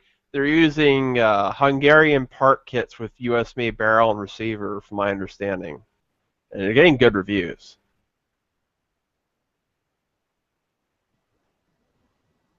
So they do interest me. I've been looking at the regular AKs. Before, I was thinking about getting a gun that would only piss Yankee off because it was made in Turkey. I was looking at one of those the MKAs. What do they call it? The 1919. Basically, it looks like an AR-15, but it's a 12-gauge shotgun that takes regular 12-gauge shells.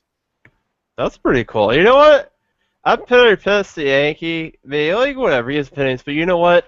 I carry every day one of the guns he put in his top 5 worst carry gun videos. This is not a pot metal frame, so you go fuck yourself. All I care.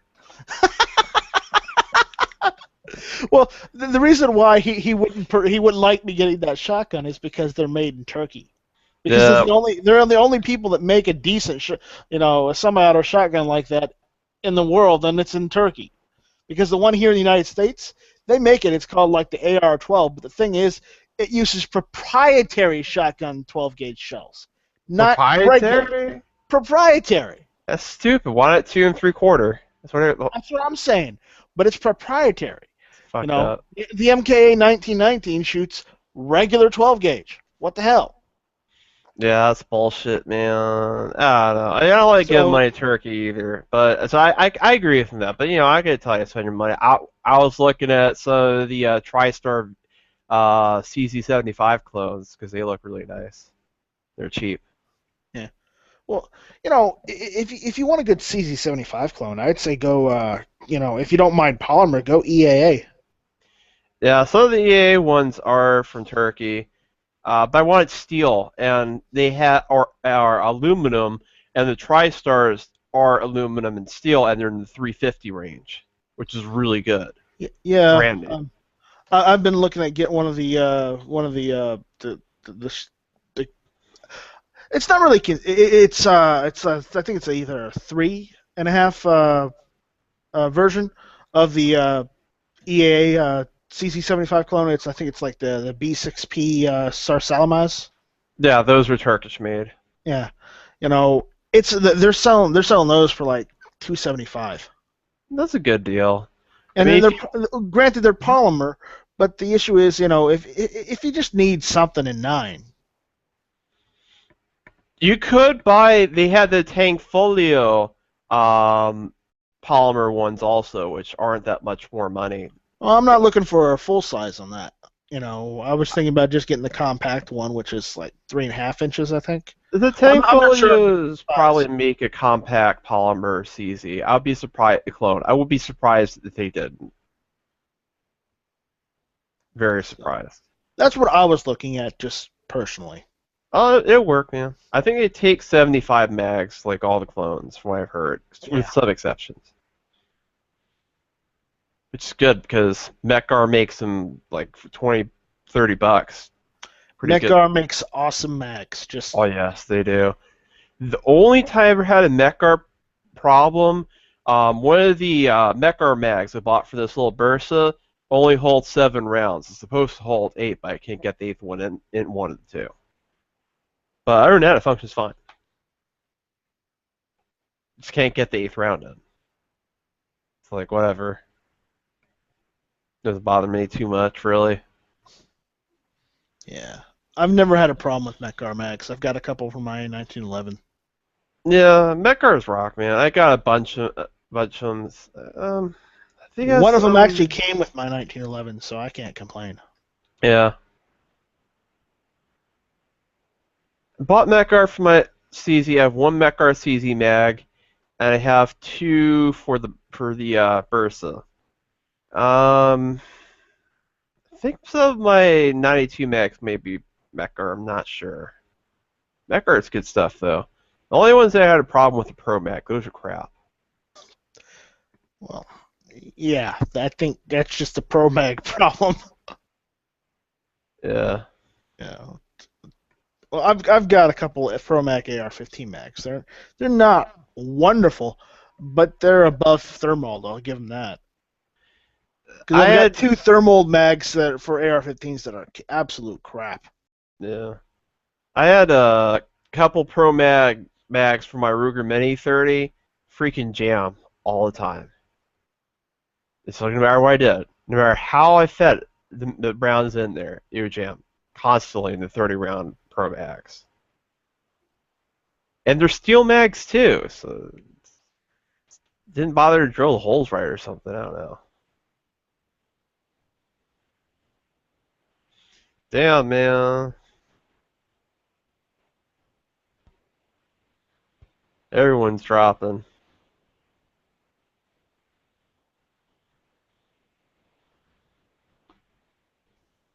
Weird, it just kicked me out. That sucks. Yeah, it's Google. Yeah.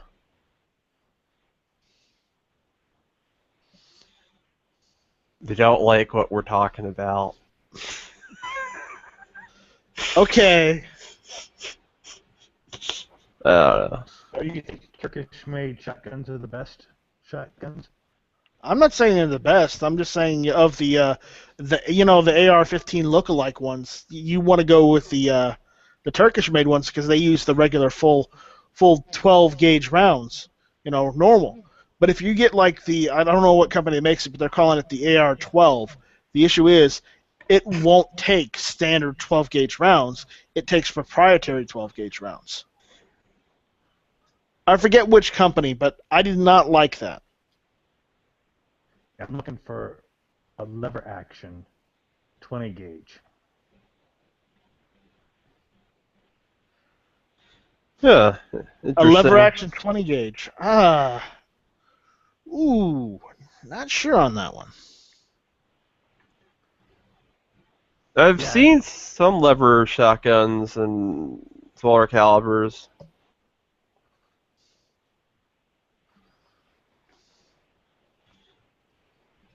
Nice strike if you want. There's also tube-fed semi-auto shotguns that take regular 2 3/4. I think Mossberg makes one, a couple others. Yeah. Or you can just, buy a Sega 12 Yeah, like 50 said, man, that's a good or choice. a Also. Pepper 12. Right. So Flippy, I have to ask. How is that shotgun of yours doing? With shotgun. That one you went to buy that wasn't there?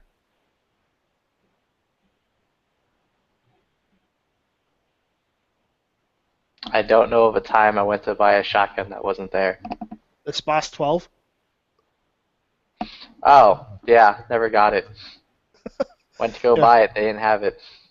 Yeah, that is the one exception. If I could afford it, I probably would get a SPOS 12. Just because the factor, it's tube fed, but it's semi-automatic and pump. But the problem is they're like $1,100 right now. That's insane, man. I can't picture myself It's spending because the more. government banned them back in the 90s. Ooh, yeah.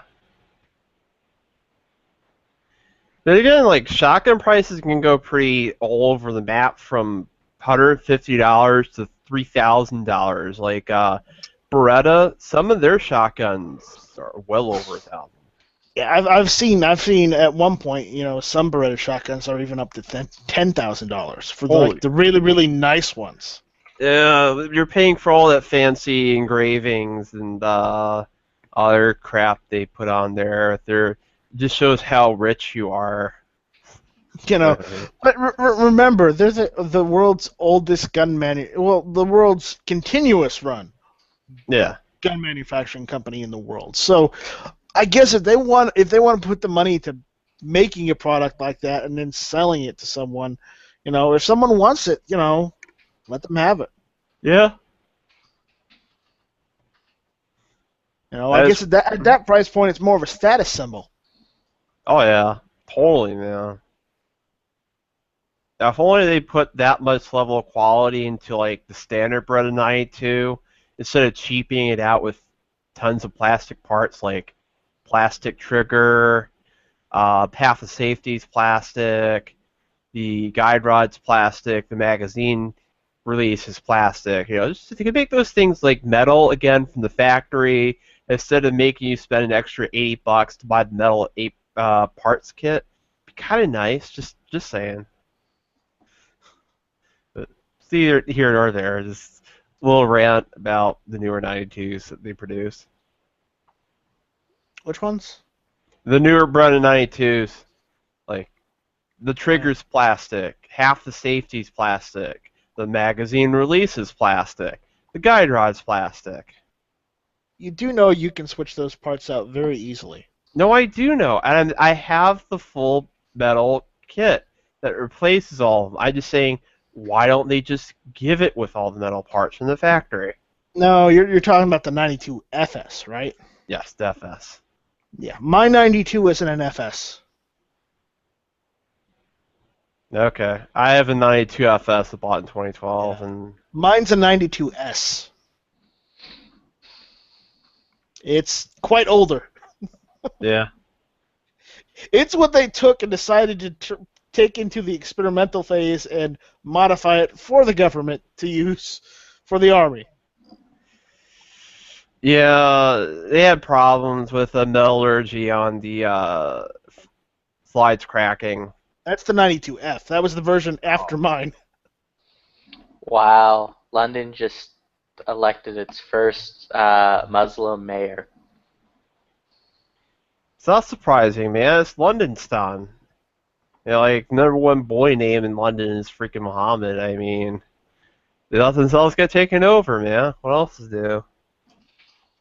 It's a freaking joke, man. How's that vote going on them leaving the EU?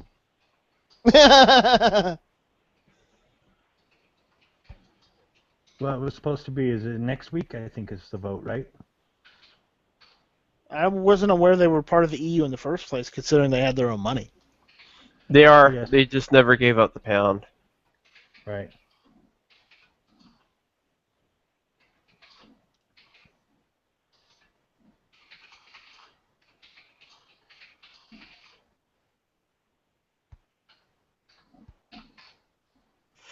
I don't know, man. All I know is we need to make America great again. Yeah. Well, we need Sean in here to do that, because, it's going to be huge. Stop looking at my hands, but we're going to build the wall. We're going to make it great. We're going to make the Mexicans pay for it. Human salsa Mexican space program. There we go. Just keep the Saracen hordes out. We'll be okay. That's all we need to do. Then we won't turn to Europe if we keep the Saracen hordes out. I'm not saying they're all bad, but you can't sort them out. But see, we're going to build that wall, and then we're going to line that wall a mile on both sides with landmines. So any Suburbans that go over them will get shot up into space. It's part of the Mexican space program. Mexican space program, man. The first Suburban in space. Oh, man. They already have a space program. It's called the Kerbal Space Program. That's just a video game, but sorry, it's a joke because they actually do produce make video game. It's a NAS simulator about that in Mexico, which is kind of funny, but yeah. Yeah, I've seen that. Yeah. Well, it's not really about all the rhetoric and all the garbage they say. It's about the Supreme Court judges and who's going to choose the best ones for the Constitution. No, that's right, Theodore. I agree with 100%. That's why I think it matters to have a Republican in charge, so that way we can have balance of power again to prevent this dangerous chain of activist judges. Correct. And I want to know why all these people are so fearful of gun ownership. They're idiots. Because they're from California. Or New York. Yeah, I'm from New York, man. And I mean New York City. Mm-hmm. Well, Long Island, but yeah. My dad's from Long Island. Big deal. Yeah.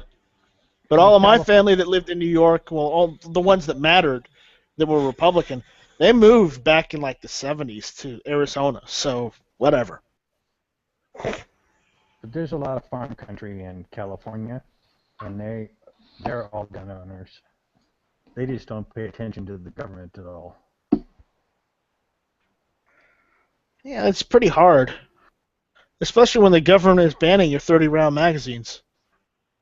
You can have them if you have stupid freaking bullet buttons and all their crap. Well, they come flooding. I'm in Reno, Nevada, and the Californians come flooding over the border to buy all their magazines here. So they can't buy a gun here because it's not California legal, but they can buy all the magazines they want and everything because there's no background check or anything on it. And so right on the border is a Cabela's, and they got racks and racks and racks of 30-round magazines. Technically, that's illegal. It's legal in Nevada. I mean, it's legal Well, for I them mean- to purchase it in Nevada. It's just illegal for them to take it back to California. But they're doing it anyways. Yeah. They're claiming that they had them before. This is like the 922R discussion I had earlier. I mean, law means nothing if you can't enforce it. Right. Seriously. Well, they believe they can enforce it. And there are certain areas of California in which they have already made it a law that taking away the grandfathered stuff. Like in Los Angeles, Los Angeles, you're no longer allowed to have 30-round magazines, even if they were grandfathered in. They had to all be turned in. That's Los Angeles. I'm saying the whole middle part of California is farm country. And so you're not going to go walk on some 5 or 10,000 acre farm and start telling them they can't have a 30-round magazine. I mean, the cops won't even go on those farms. You know? It's not safe to just go walking on somebody's property. Plus, the whole thing with PMags not being made before, what was the ban, 93? The California ban? Because the Clinton ban was, I think, 94, and that was after the California one. See, that's why you get a bunch of old battered up USGI mags that don't have the 2004 date on them, and you're good because it could have been made during the 80s. You don't know. They can't date those. That's why you get the ones without the law enforcement logo on it. It's good thinking, man. You know? I like that. I just know that, especially when we were having the ammo shortage and everything, that there would be actual traffic lines of people coming over the mountain from California to Nevada to buy ammo, to buy magazines, to buy all sorts of stuff. It's sort of a weekend ritual. We get invaded by Californians. Man. I don't know. I like California. It's a great state to visit. But I don't know. I mean, I guess maybe it's sort of outside the big cities in the Grand Valley.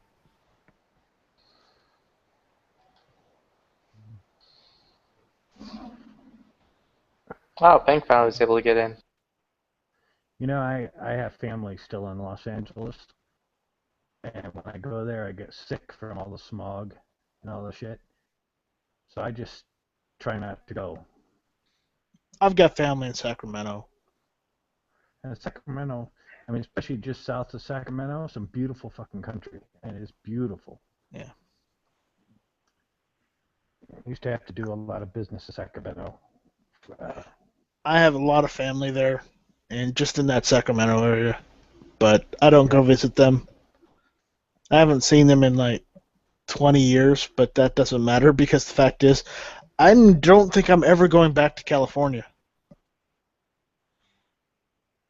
Kind of feel that way about New York, man. I hate it because New York's a great state to visit. It's just run by freaking wannabe thug dictators like Andrew Cuomo and de Blasio. I think it's the guy who replaced Bloomberg. New York City, just forget it, man. Bunch of freaking criminals. Long Island's pretty bad too. I've heard stories of Long Island confiscating guns from people's houses just because of being associated with biker gangs. Nonsense. Los Angeles is a perfect example of only the criminals have guns, because all the street gangs and stuff, they're all armed to the teeth. Yet they try to make every law against the normal citizen from protecting themselves.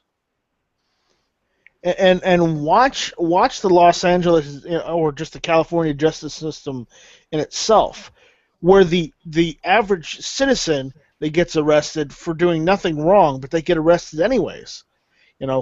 It takes forever for them to get out of jail or anything, but the common criminal is in and out in 5 minutes. Now, do you know who the #1 criminal in Southern California is, according to LAPD? Who? The traffic offender.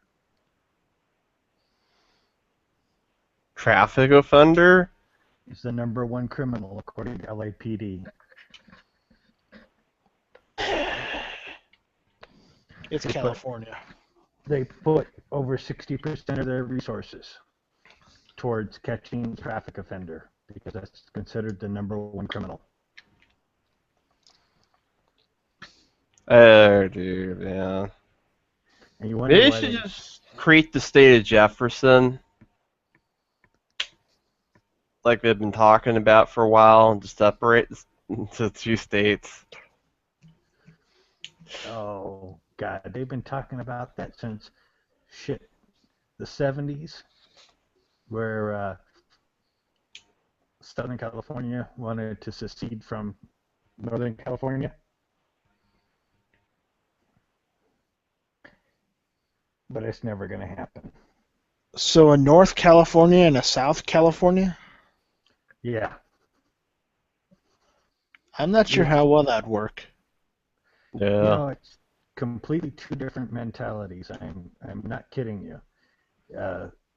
People in Southern California are nowhere near like the people in Northern California. People in Northern California are farmers. You know, they're Yeah, I know.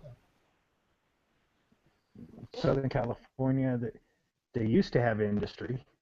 Now it's all big. It's all Yeah. Hollywood rich people. Well, And then Hollywood. the really, really poor sections, like, downtown Los Angeles. yeah, but even Hollywood, a lot of that money has moved out to, as far as production to Canada and other places because of the union rules.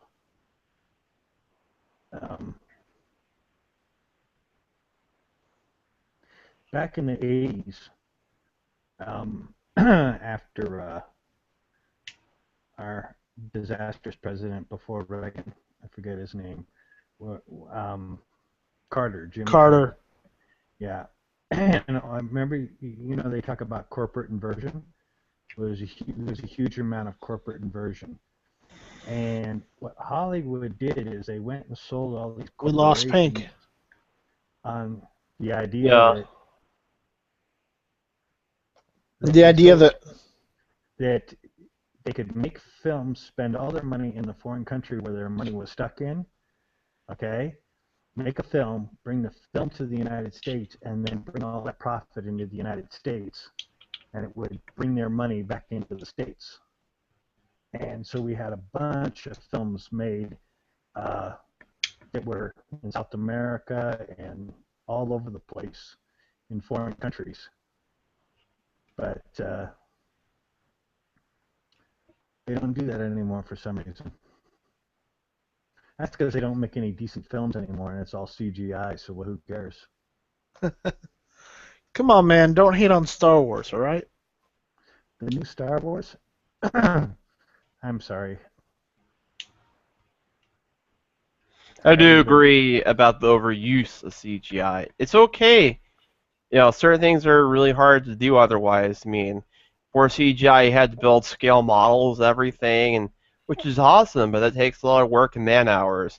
The CGI where it matters to not have to build actual models to film them with blue screen stuff like that. I can understand, but CGI is way overused today in movies, and it just shows the point where it's not even live action anymore. They did on the new Star Wars. They did a bunch of subtitle stuff, and being I can't see, I thought I might be able to on the big screen, and it was just horrible. I couldn't see any of it, so I ended up just walking out. I'll wait till it comes out on the, I can watch it on my computer, and I can see it. So I didn't enjoy the new Star Wars at all. I didn't mind it. It was all right, but it wasn't a New Hope level. But it wasn't prequel bad. It's kind of how I felt. I thought it could have been better, but I still enjoyed it. Yeah. But It it was felt alright. tired, and it But- felt rehashed. I'm hoping Rogue One is going to be good. Yeah. Well, if they're gonna make remakes of movies, okay, I don't mind it so bad if you quit making them so emotional. Everybody has to be some emotional, cheesecake, in the new remakes of movies. Well, Star Wars wasn't a remake; it was a continuation. No, not Star Wars. I'm talking about the other movies Hollywood is making. Ghostbusters is being remade. Oh God, don't even go there. I was so pissed when I saw that trailer. Yeah. Yeah. That made me so damn angry. I wanted to just strangle the person that thought that was a good idea. The music they got right. And it's not that I'm against women being Ghostbusters. I don't mind that part. Just not those actors. Those are horrible fucking actors that have no talent. But there's none of the original cast are there. I mean, if there's like a woman Ghostbuster, like whatever, but none of the original cast. I mean, come on, you can't do that. And especially it's like, 30 years ago they made a movie called Ghostbusters, and now we have this today. Well, if we have this today, we're fucked. Now, one of the Just let Vigo or Dozer or whatever just come in, waltz right in, and take over. What the fuck?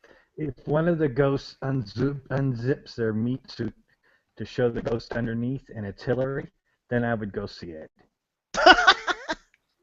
It